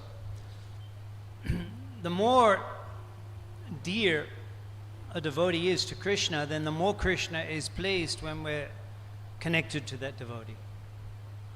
So we can just imagine. It's hard to conceive. It's beyond our conception just how special Srila Prabhupada is to Sri Krishna. That he has made his name known all over the world, and he has Prabhupada. He's converted so many Jabon class, Potit Odhom from the Western countries. He's converted them to pure Vaishnavas, and he's also set up a movement which will convert more and more, in fact, ensuring the spreading of Krishna consciousness, Krishna Seva, all over the world for generations to come. So, because just imagine how special is Srila Prabhupada to Krishna, how much Krishna appreciates the service of Srila Prabhupada. So anyone who considers himself Srila Prabhupada's follower and has that consciousness, then naturally Krishna becomes inclined toward that person. In fact, there's one purport in the first canto of Bhagavatam. Prabhupada says that the devotees of the world, the great devotees, they traverse the earth. They traverse the earth just to make themselves available to be able to accept service on behalf of the Supreme Lord and bestow His mercy, Krishna Kripa Shindu, His divine grace, Krishna Kripa Srimurti, the embodiment of Krishna's mercy. Because by serving that person, then Krishna is obliged to bestow mercy and affection upon the servitor. This is what Krishna says. Yame bhakta jana parata name bhakta che jana. That one who says he's my devotee is not my devotee. Mad bhaktanam chaye bhaktas. But one who's devoted to my devotee, shame bhakta utam mata, I consider him my real devotee. So this is the, you could say, guaranteed way of getting Krishna's mercy, by connecting to Srila Prabhupada and serving, performing one's service in the mood of pleasing Srila Prabhupada. We were discussing the process, the component of worshipping Srila Prabhupada every day, the worshipping Srila, the Guru Puja. Prabhupada established daily sadhana as worshipping the spiritual. In fact, that is rather unique, even amongst Gaudiya. institutes and amongst Vaishnava institutes. The daily and the worship of Srila Prabhupada, it is elaborate puja, performed every day. Why? Because it's so beneficial for the devotees, not just for Prabhupada's disciples, not just for his immediate disciples, but so beneficial to be able to actually pay your respect to come. It is so inspirational in Sri Mayapur Chandrodaya Mandir. When we see, you come to the temple in the morning, you see a big line of devotees, all the way out to the Garuda Stamba, lining up to come and simply offer some flowers to Srila Prabhupada. And Prabhupada instituted that program because it's so beneficial for the individual, and devotees that helps them feel connected. So we can consider Prabhupada our hero, our Prabhu, our worshipable Lord, and everything. In fact, that one's relationship with one's Diksha Guru and with Vaishnava and Shiksha Gurus will be deepened when one develops and deepens his relationship with Srila Prabhupada. The phrase Srila Prabhupada uses is transparent via medium. Actually, they're all manifestations of Krishna's mercy, found at acharya, Shikha Guru, Dikha Guru. And by cultivating connection to them, then we become closer to Krishna. We become dear to Krishna. So these are the benefits of having a direct relationship with Srila Prabhupada. One can receive the mercy of the entire parampara, Sri Krishna. One can be blessed by Srila Prabhupada directly. On so many occasions, we've heard devotees who were not Srila Prabhupada's Diksha disciples, but they were disciples of his disciples, serving in this movement, and they share experiences where Srila Prabhupada appeared to them in dreams.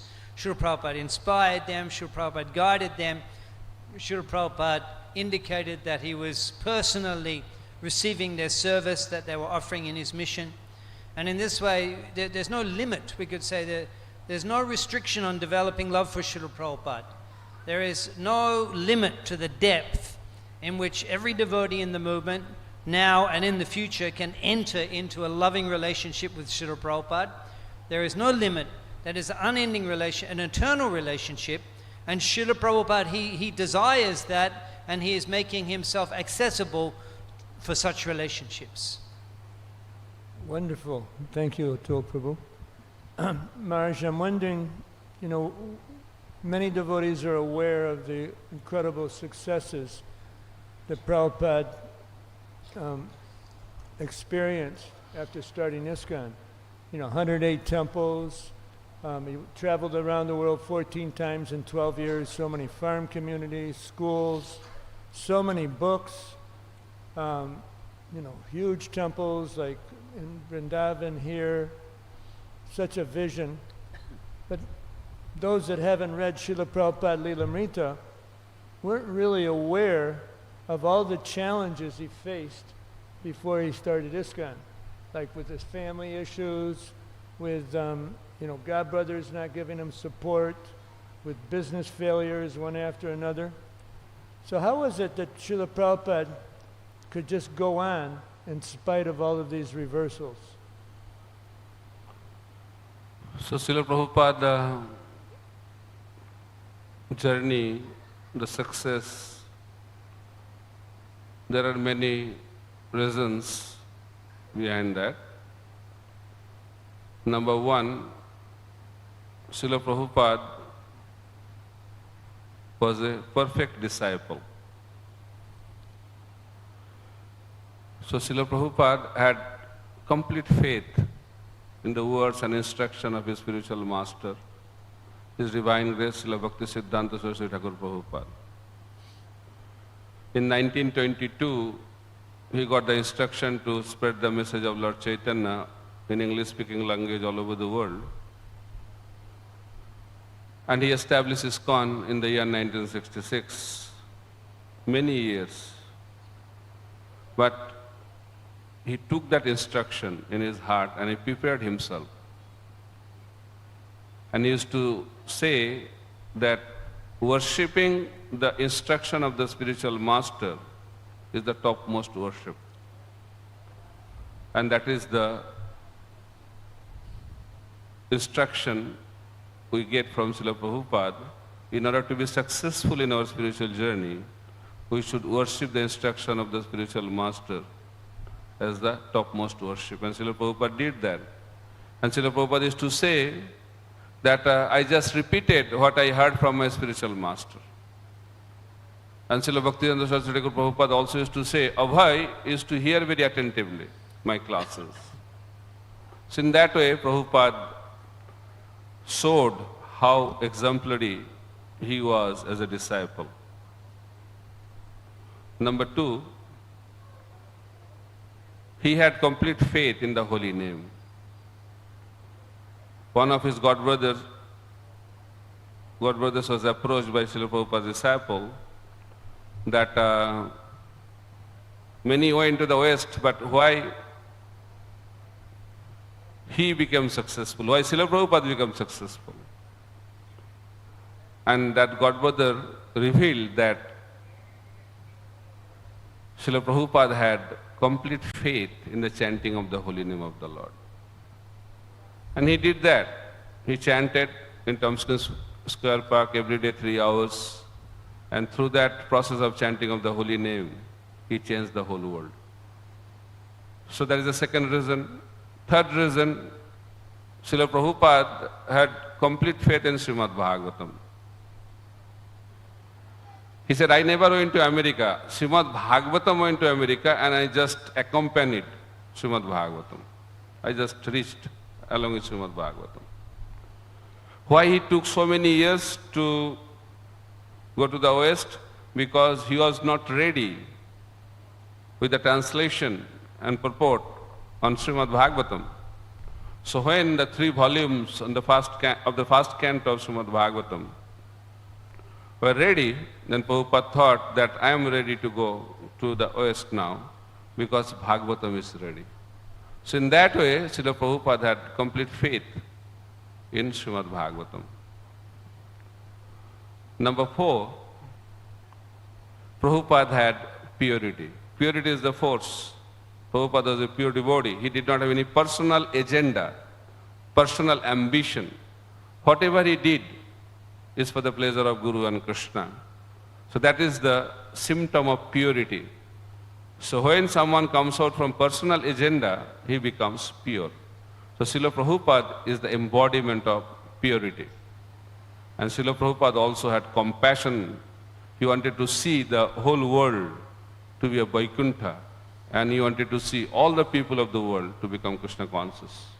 So in that way, Prabhupada displayed so many wonderful qualities.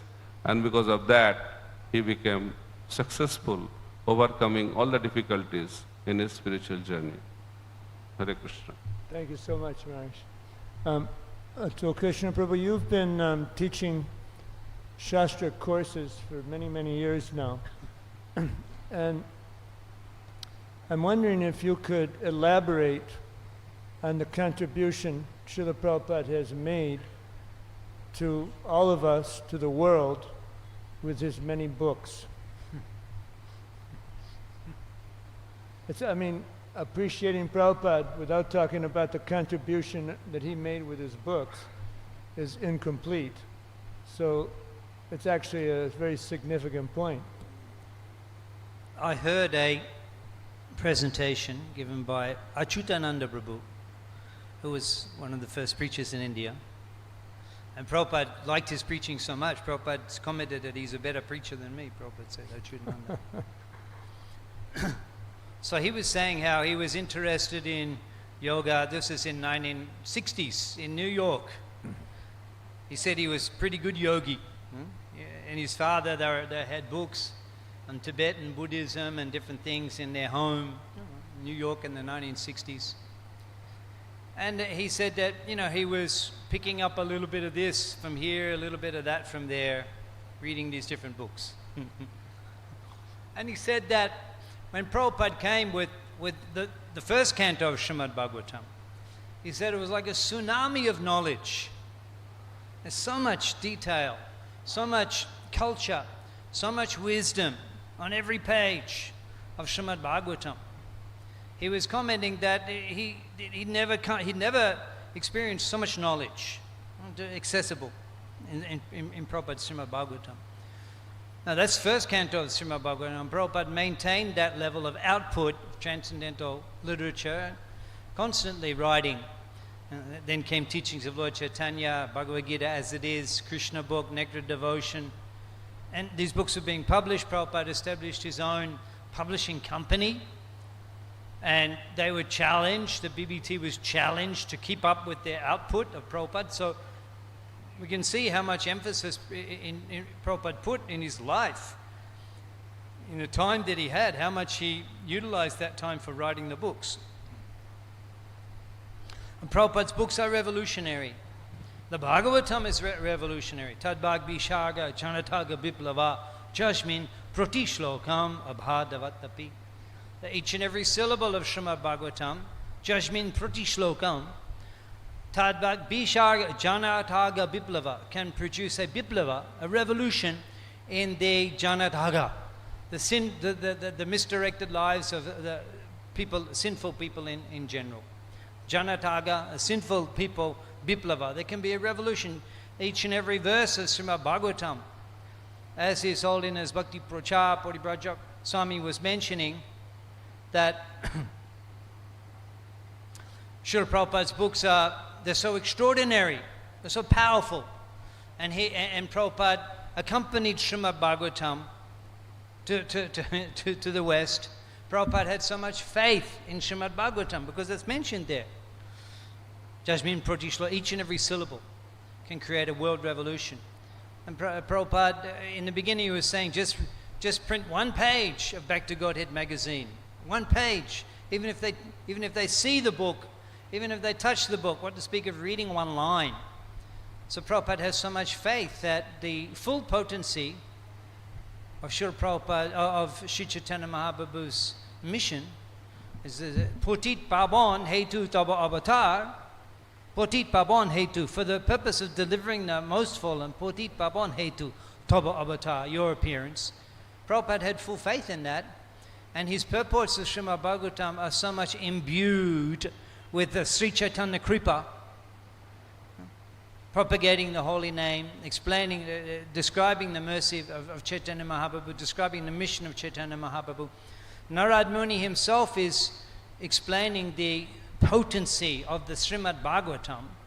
When that is combined with the purports, the revealed realizations of such an extraordinary Mahabhagavat, Srila Prabhupada, who was particularly empowered by Chaitanya Mahaprabhu to be his representative and spread his mission all over the world. When he is commenting on Srimad Bhagavatam, it's incomparable medicine. It's incomparable potency. Those two, Bhagavatam and Srila Prabhupada's comments, Srila Prabhupada's translations. When we were discussing Srimad Bhagavatam, what to speak of Sri Chaitanya Charitamrita, the crest jewel of the Gaudiya literature. And can you imagine a more qualified presentator of Sri Chaitanya Charitamrita than Srila Prabhupada? That he personally empowered by Sri Chaitanya Mahaprabhu, born in the most aristocratic Vaishnava family in Bengal, trained in Krishna consciousness from his childhood, and then empowered by the great acharya Siddhanta Saraswati Thakur to spread the holy name all over the world, ordered directly, so qualified, so extraordinary, such a special devotee. So that his books, Prabhupada said, you can find me in the books, in my books. You can associate with Prabhupada, you can take the full, Prabhupada writes, Pibatam Bhagavatam Rasam, third verse of Srimad Bhagavatam, first canto, third verse, that the Bhagavat Ras, the Prem Rosh, the mellows of loving Sri Krishna, can be experienced in full, Prabhupada says, on every page of Srimad Bhagavatam. So how important is Srila Prabhupada's books that he's made himself accept. And so many stories you hear, devotees that they found the book, they saw the book, someone gave them the book, and in complete ignorance and illusion, but somehow or other they got Prabhupada's book, they read it, it changed their lives. the potency of Srila Prabhupada's books. And that's just one aspect of his divine appearance and contribution to humanity. Thank you, Atul, for putting me in bliss. I'm sure you put everybody else in bliss too. Now this is a maybe seemingly a repetitive kind of question, but Maharaj, I'm wondering if you could give some insight for those of us who never met Srila Prabhupada, and for future generations, how they can deeply connect with Srila Prabhupada. So Prabhupada used to say that there are two aspects, Bapu and Bani. So the body and the words. So Bapu will stay and also will not be there. But Bani is eternal. So Prabhupada said, I live forever in my books. And whatever you have to know, I have given in my books. So physical presence is also very important, but Prabhupada pointed out the words are more important than the body. So Prabhupada's physical disappearance does not forbid or is not an obstacle to establish relationship with Prabhupada. Because we can have relationship with Prabhupada through his Bani. So that's why Prabhupada has given his books. So through hearing his lecture, by reading his books regularly, in that way we can be connected. Our generation, we are also fortunate to have the association of those devotees who had direct contact with Srila Prabhupada, so we can hear from them. Because they personally met Prabhupada and they are personally trained by Prabhupada, so they heard directly from Prabhupada, so they are very unique. So if we hear from them, then we can also get connection very nicely, wonderfully. And they are not only talking about Prabhupada, many of the Prabhupada disciples have written about Prabhupada. So Lilamrita, then Harishwari Prabhu has written Transcendental Diary, Bhakti Charan Maharaj also wrote, Sutakirti Prabhu wrote, many Prabhupada disciples are writing about Prabhupada. So if we read all those books, then we can also have connection. And also, if we accept Srila Prabhupada as a founder acharya, then also through that process we can get connected with Srila Prabhupada. So these are the different ways we can get strongly connected with Prabhupada. In essence, through the Bani of Srila Prabhupada, we can become strongly connected with His divine grace, Sri Bhaktivedanta Swami Srila Prabhupada. Jai Prabhupada. So I'm wondering if each of you could share a transcendental experience that you had with Srila Prabhupada that really deepened your relationship with him. Atul, maybe you could go first. It's a tough question, but I'm sure you got an answer. It should be with me, or we can discuss about any pastime of Prabhupada. You can do both. It should be the what? Anyway. Srila Prabhupada preached all over the world when he was present on this planet. And he visited all the continents of the world. And he visited Australia many times, 5, 6 times. And from 1974, Prabhupada liked Australia. And in the early days, there were many Australian devotees in the movement, when it was only foreign devotees, Americans, Europeans, Englishmen, Australians, Frenchmen, many Australians. And Prabhupada liked Australia, and he was in Melbourne. In Melbourne, Madhudvisa Prabhu, the GBC, in a Rath Yatra, Prabhupada came for Rath Yatra in Melbourne and went down the main street of the city on the cart of Lord Jagannath. At the time I was 11 or 12 years old. I didn't go to Rath Yatra, but I heard about it in the newspaper. Wow. That was the time when there was a burning building, and one of the ladies, they jumped out of the window, yeah. and they were saved by the canopy in Melbourne. And so Prabhupada, he preached in Melbourne. He did Rath Yatra in Melbourne, where at the end of the Rath Yatra, Prabhupada, the Pramadwani, he was saying, or the previous acharyas, he said, Madhudvisa Swami ki jai, Madhudvisa Swami ki jai, Prabhupada. So he liked Melbourne, and his rooms are there. Madhudvisa, they purchased a temple. They purchased the property. It was the only property, as Sitaram Lakshman, he also joined in Melbourne. So that was the property, Australia and New Zealand. There was only one property that we owned. Although Prabhupada installed Radha Govinda in Sydney, but we didn't own that property. We lost that property. But Melbourne, Prabhupada, we purchased the property in Prabhupada's time. Prabhupada lived there. He translated books there. He spent time there. He preached there, walked on the beach there. He did Rath Yatra there, initiated so many devotees. Initiated Korma Prabhu. When I joined Korma Prabhu, the famous cook, he was the head pujari. We learned a few things about puja and cooking from Korma directly.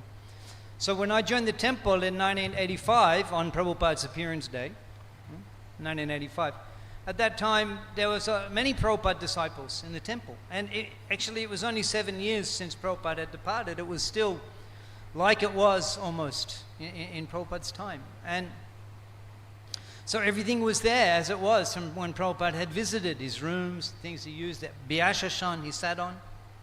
So you're asking about a personal experience. So when I joined the temple, my services were, I was a new bhakta, and I was cleaning the temple. We're cleaning everything, cleaning the prasadam halls, cleaning the kitchen, cleaning the temple room, and cleaning the Vyasashan that Srila Prabhupada personally sat on. So I found that I developed a relationship with Srila Prabhupada just by being able to touch that Vyasashan and clean that Vyasashan every day. It had an effect on me. It had a powerful effect on me. And then later, I heard a lecture that Srila Prabhupada gave in Melbourne in 1974, having installed Nitai Gauranga, they're huge deities. In fact, before Panchatattva was installed here in Mayapur, the largest Gaur Nitai deities in ISKCON were in Melbourne. In fact, the mandir, the temple, the marble temple from Jaipur is not actually big enough. It's actually, the deities are actually even too big for that, but they still look fine. And the deities were from Navadip, Ashtadhatu, Gaur Nitai, made by Nitai Chand, and sent to Australia in big crates, each one weighing 3 tons. Hari Sori Prabhu was there, he was there, you can see in the video. Prabhupada's bathing the Gaur Nitai deities with a soup ladle, prasadam. There's no shruk and what we use for yajna. He's wearing his kurta, he's there and he's pouring the yogurt on Nityananda Prabhu, they're in there open. And Mahaprabhu, I think the doors are open, they're doing a big abhishek, Prabhupada personally with milk and yogurt, big soup bowls and the soup ladle. And then Prabhupada, he sat on the Vyasasana and gave a lecture after installing Gaur Nitai in Melbourne. And he said, the people of Melbourne have become fortunate because Chaitanya Mahaprabhu has appeared here. I wasn't present in that lecture. I came many years later, but still that Prabhupada, he came to Melbourne. I feel that that's the reason that I'm here this evening sitting and speaking with you in Sridham Mayapur. Prabhupada came to deliver the people of Melbourne. I'm one of those people who became fortunate because Prabhupada personally went and preached there. So it's a real, genuine debt, gratefulness. Indebted I am to Srila Prabhupada for going to the place of my birth, for living there, for preaching there, for installing Gaur Nitai to deliver me. And 10 years later, I went there and I saw Gaur Nitai and I bowed down to them and I took their prasadam. And that changed my life. So it's not a one specific incident, but it's some feelings about the impact that Prabhupada visiting my country and visiting the city I was born had on my life. Thank you, Atul Prabhu. But it's, you know, it's these are when your whole life is transformed by these experiences, which is what happened. You know, it's pretty remarkable. You know, the Shakti that Prabhupada has. We had no plans to become a preacher of Gaudiya Vaishnavism. Right. We had no plan. But how can you not, when you come in contact with Prabhupada, and actually it was Prabhupada's disciples, his followers, when I met them, I'd never met people so committed to an ideal before in my life. They were so committed. And it was because of Prabhupada's association. And so in that way, the transcendental mercy, it extends via association. Prabhupada, Mahaprabhu also empowered people who went to their villages, and just seeing those people, they became pure devotees. So it's called the wake. They call it the wake, you know, the after reverberations. They're so powerful. It's just to imagine the extraordinary potency of Srila Prabhupada, that even coming in contact with people who he has come in contact with changes your life. Thank you, Prabhu. That was a good PS. Maharaj, you want to share your like deep experiences with Prabhupada, going deeper in your relationship with him? So, problem I have, as soon as I start expressing my experience with Prabhupada, I become very emotional. So I'll try to give some the beginning of my spiritual journey. I am from Bengal, so my hometown is just a 2 hours journey from Mayapur, and I used to study in Calcutta, St. Xavier's College, Calcutta, and till the year 1994, I never heard about ISKCON, although ISKCON Kolkata is just behind my college. I never heard about ISKCON Mayapur. So, I was not practicing also, but I only had one question: who I am here, and if anytime I can die, and I can go, I'll leave this place, where I'll go, what is the use of this life? That was the question from my childhood I used to have. But I did not read any other books, but through the contact of my elder brother, His Grace Bhaktajana Prabhu, he became devotee. So I came to Mayapur in the year 1995 and got all the books of Prabhupada, and I started reading. The first book was Science of Self-Realization. And when, I think in one day I finished that book, and after completing that book, I accepted Srila Prabupada as my eternal master, and I dedicate my life for him. So that is the Prabhupada's mercy is flowing through his books, is practically experienced by me in my life. That's Prabhupada's books. But I want to tell one very interesting pastime. I love this pastime. Srila Prabhupada was very expert, very, very expert. One of his disciples came to know that Srila Prabhupada wanted to make him a temple president. Make him a temple president. And being a temple president nowadays, maybe in India, is very much, what I can say, it's a privilege, looks like. But that time, to become a president is very, very difficult service to do. So he wrote down that why he doesn't want to be a temple president. He was not in agreement to become a temple president. So Prabhupada called him. So he was there in front of Prabhupada, and he was ready to answer.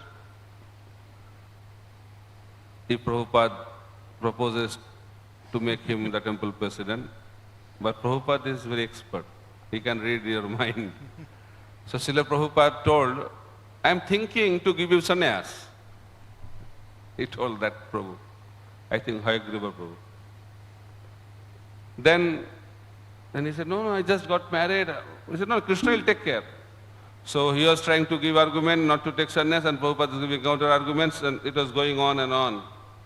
Then he said, Prabhupada, I can't do anything other than becoming a sannyasi. He said, okay, become a temple president. So Prabhupada was very, very expert. We should not think, oh, Prabhupada was a pure devotee. He did everything very wonderfully, but Prabhupada was very, very expert to engage devotees in the devotional service.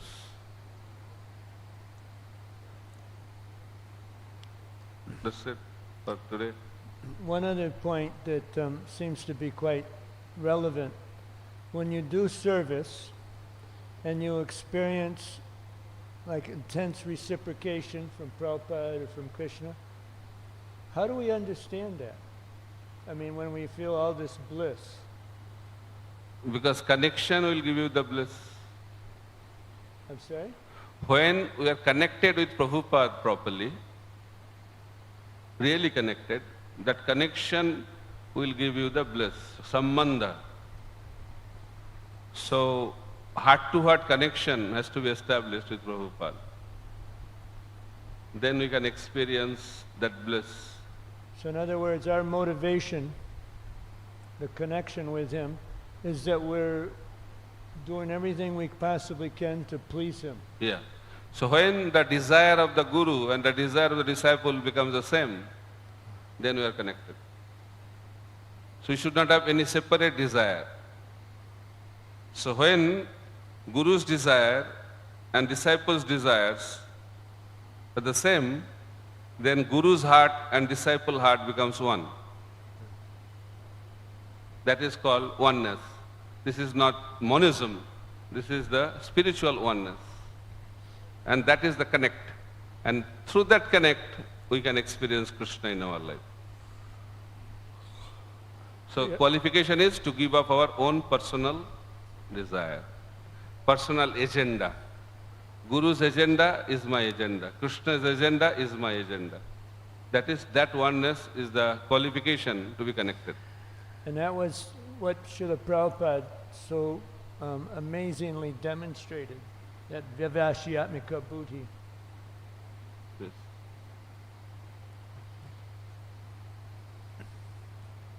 Atul, you have some other points you'd like to share with us now? You're supposed to ask questions. What's the question? Well, the question is, you get some ecstatic experiences you would like to share with us? That life transformational experiences? You did that. No? Yeah. I did that one. What's that? Cleaning Already the did. You already did that. Yeah, Okay. cleaning the Could I share one? Yeah. Okay. I remember the first time I went out on book distribution. It was actually, I was a new bhakta, and I got sent from, I joined the New York Temple, and I got sent to Hartford, Connecticut. And Naranjana Das Brahmachari, who's now Naranjana Swami, was in charge of a center that was for training up, oh, I'm sorry. Was that hard to hear? Should I repeat it? Yeah. Repeat? Okay. So I was a new bhakta, and I got sent from the New York Temple to the Hartford, Connecticut Temple. It's about halfway between Boston and New York. And the Boston new bhaktas were sent there, and the New York new bhaktas were sent there, and we were trained up. And I remember the very first day I went out on book distribution, and whenever I meet with Naranjana Swami, he jokes with me about it, because it was just so amazing. I just loved it right from the very first day. I distributed. We were doing Back to Godhead magazines. I distributed a whole bag of them, and it just got so much Lakshmi, and I just felt so much bliss. And so as the years went by, my first 14 years as a devotee, I was book distributor, Sankirtan devotee. And it was always amazing for me. You know, like I distribute books in the JFK airport in New York or in the Atlanta airport. And after a, sometimes very difficult, then we're pleased. So in other words, we experience that reciprocation from Krishna. And I just found it to be so, it's just strengthened my faith so much because it happens so many times. Every day I go to book distribution and goes, wow, like amazing. And same thing with, the service starting the Mayapur Institute here. Tough. I mean, Bhakti Prachar, Parivajak Swami he knows how tough it was. But the reciprocation, I'd go into the samadhi to chant my japa, and just inundated with bliss from Prabhupada. Just keep going, Janmashtami. I'm pleased with this. Krishna's pleased. So it's very faith engendering, when we get that kind of reciprocation. We know there's a personal relationship that we have with Krishna, that we have with Prabhupada. And as we go deeper and deeper into trying to please Prabhupada and Krishna, then the deeper that reciprocation comes. So it's not just one transformational experience, but that was the beginning of it. That when Naranjana Swami took me out on, or Naranjana Das Brahmachari took me out on book distribution for the first time.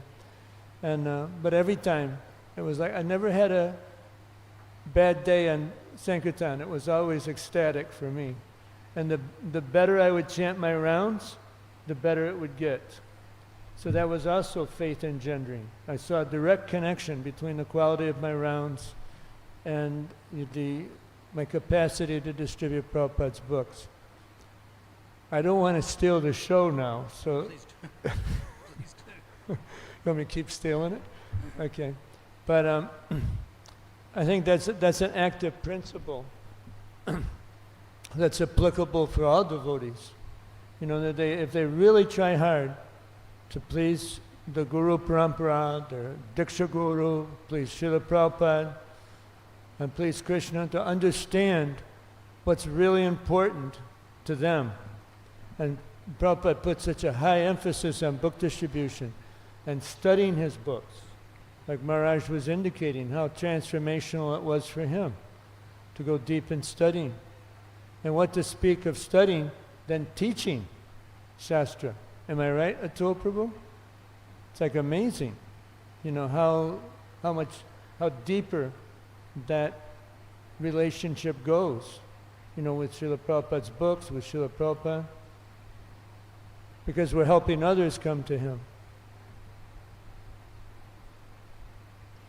But I found that, of all the services that I've done over the years, that trying my best to get the Prabhupada network established and help devotees go deeper in their relationship with Prabhupada, I found this to be the service that I've gotten the most reciprocation for. Even though it may not, we don't have a full house tonight, so one could say from an external standpoint, what happened?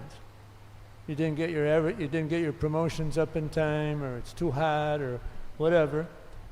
But still, Prabhupada's pleased by the efforts. Krishna is Bhavagrahi Janardana. He's pleased by the intention. So we try to do this, and the more we try, the more the reciprocation comes. That's my experience with it. So it's a question of our own utsaha, our enthusiasm to please Krishna and the Parampara, to please Prabhupada. Okay, Maharaj, can you put some, emphasize that a little bit more, these points, from your own experience? Elaborate. Which point you're specify it? Yeah, the reciprocation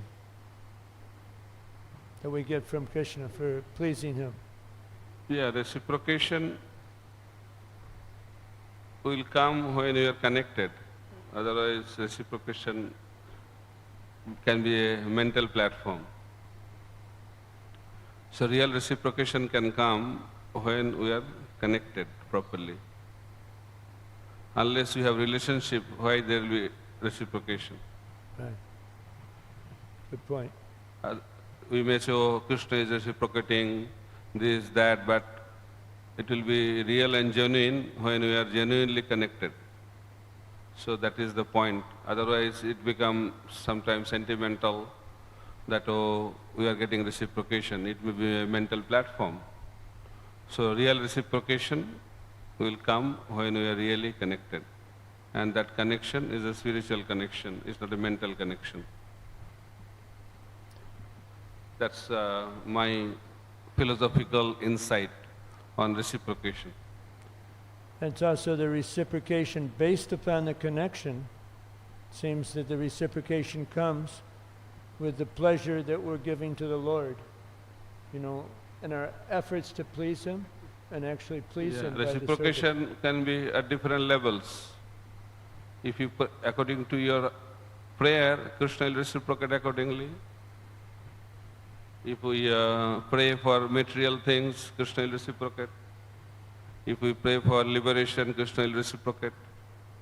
But Mahaprabhu said, na dhanang, na janang, na sundaring kavitang va jagadisha kamay mama janmani janmani sarvavata advakti rahaitu kitai. That reciprocation is very, very deep and very, very rare. So that is the reciprocation of love. So Krishna says in Bhagavad Gita, there are 4 levels of inspiration to do our work. First level is out of fear. Those who are in mode of ignorance, they work out of fear. Those who are in the mode of passion, they work for material desires. Material desires are the inspiration. And those who are in the mode of goodness, duty is the inspiration. And those who are transcendental, love is the inspiration. So in the same way, Krishna's reciprocation will be different depending on the modes where we are in. So if one is loving reciprocation of Krishna will come when we come to the transcendental platform. So in other words, if we really try to apply in our lives the definition of pure devotional service and really try and follow those guidelines, yes, then that reciprocation comes on a transcendental platform. And that's real happiness. Anandamayo Vyasat. But Krishna reciprocates with everyone. What's that? Krishna reciprocates with everyone. Yeah, yeah. But we want loving reciprocation. That's the highest. That's the highest. That's what Prabhupada's given us facility to achieve. Atul Prabhu, you have a comment? No? Okay. So we can conclude now. What's that? I think time is up. We can go longer, but we can wrap it up if you want. Any questions out there? That's nice. Any questions? Is there a mic? We have a questioner. Microphone?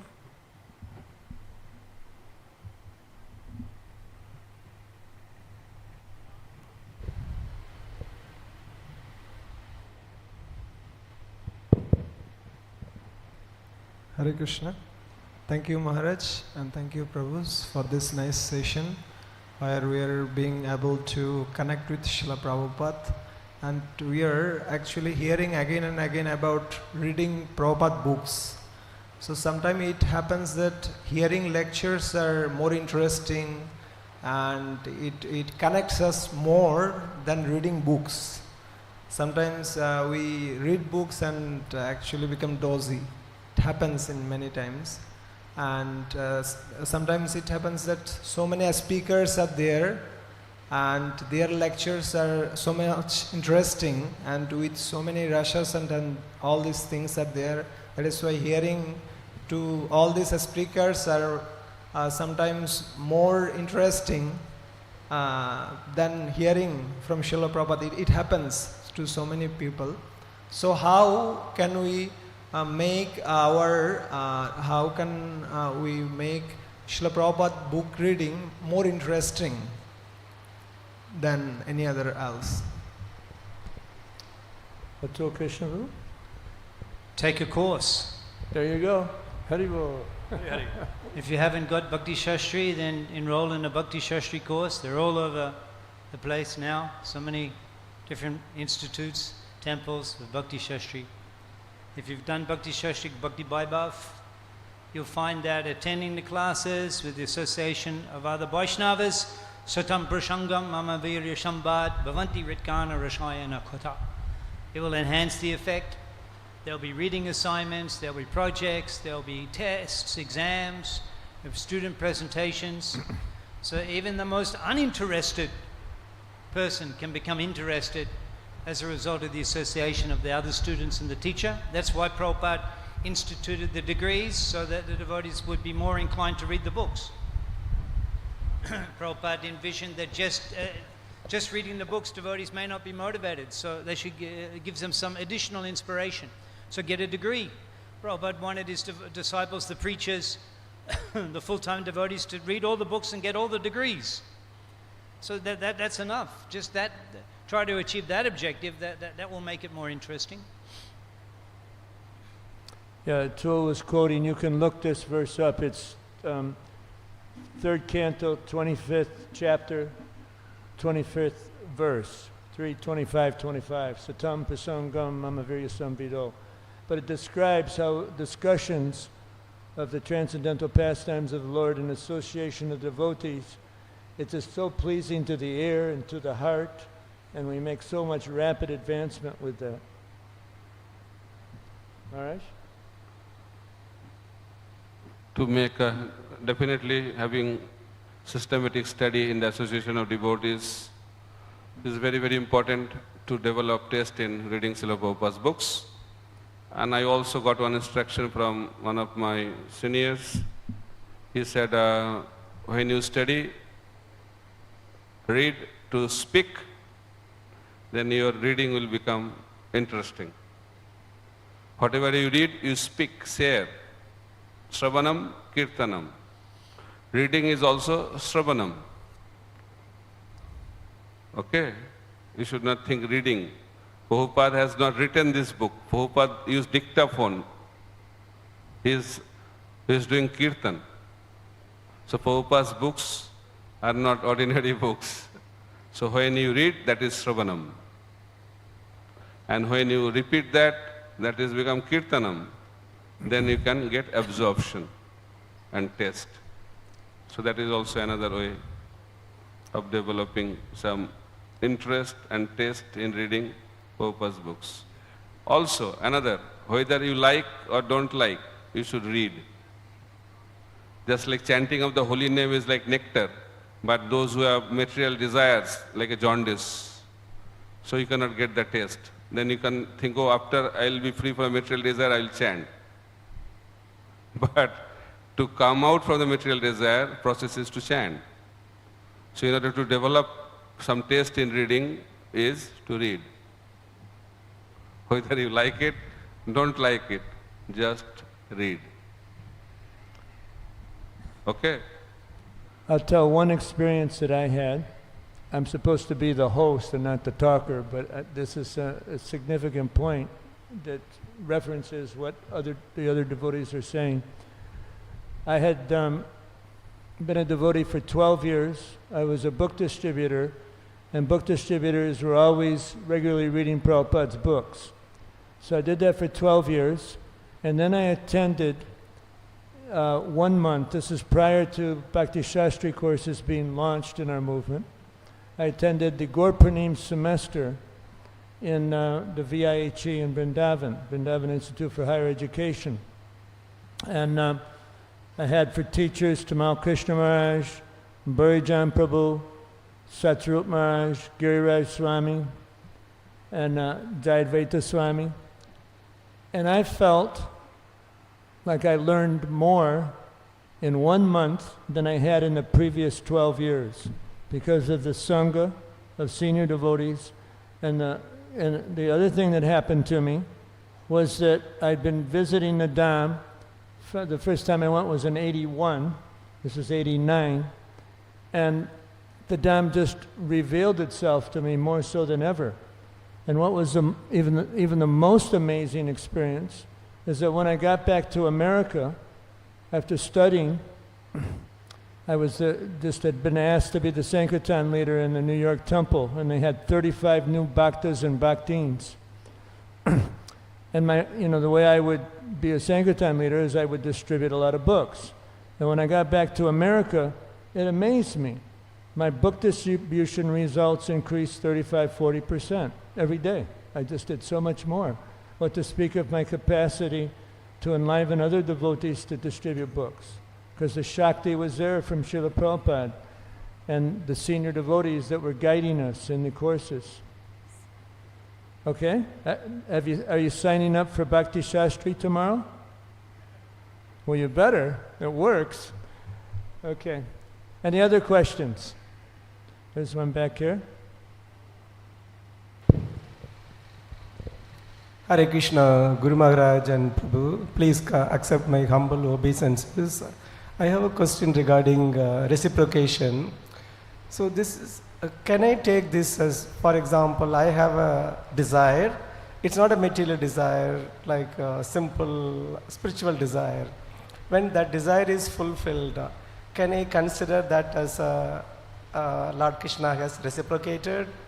What is your opinion? When a desire is fulfilled, can I take that as a reciprocation or not?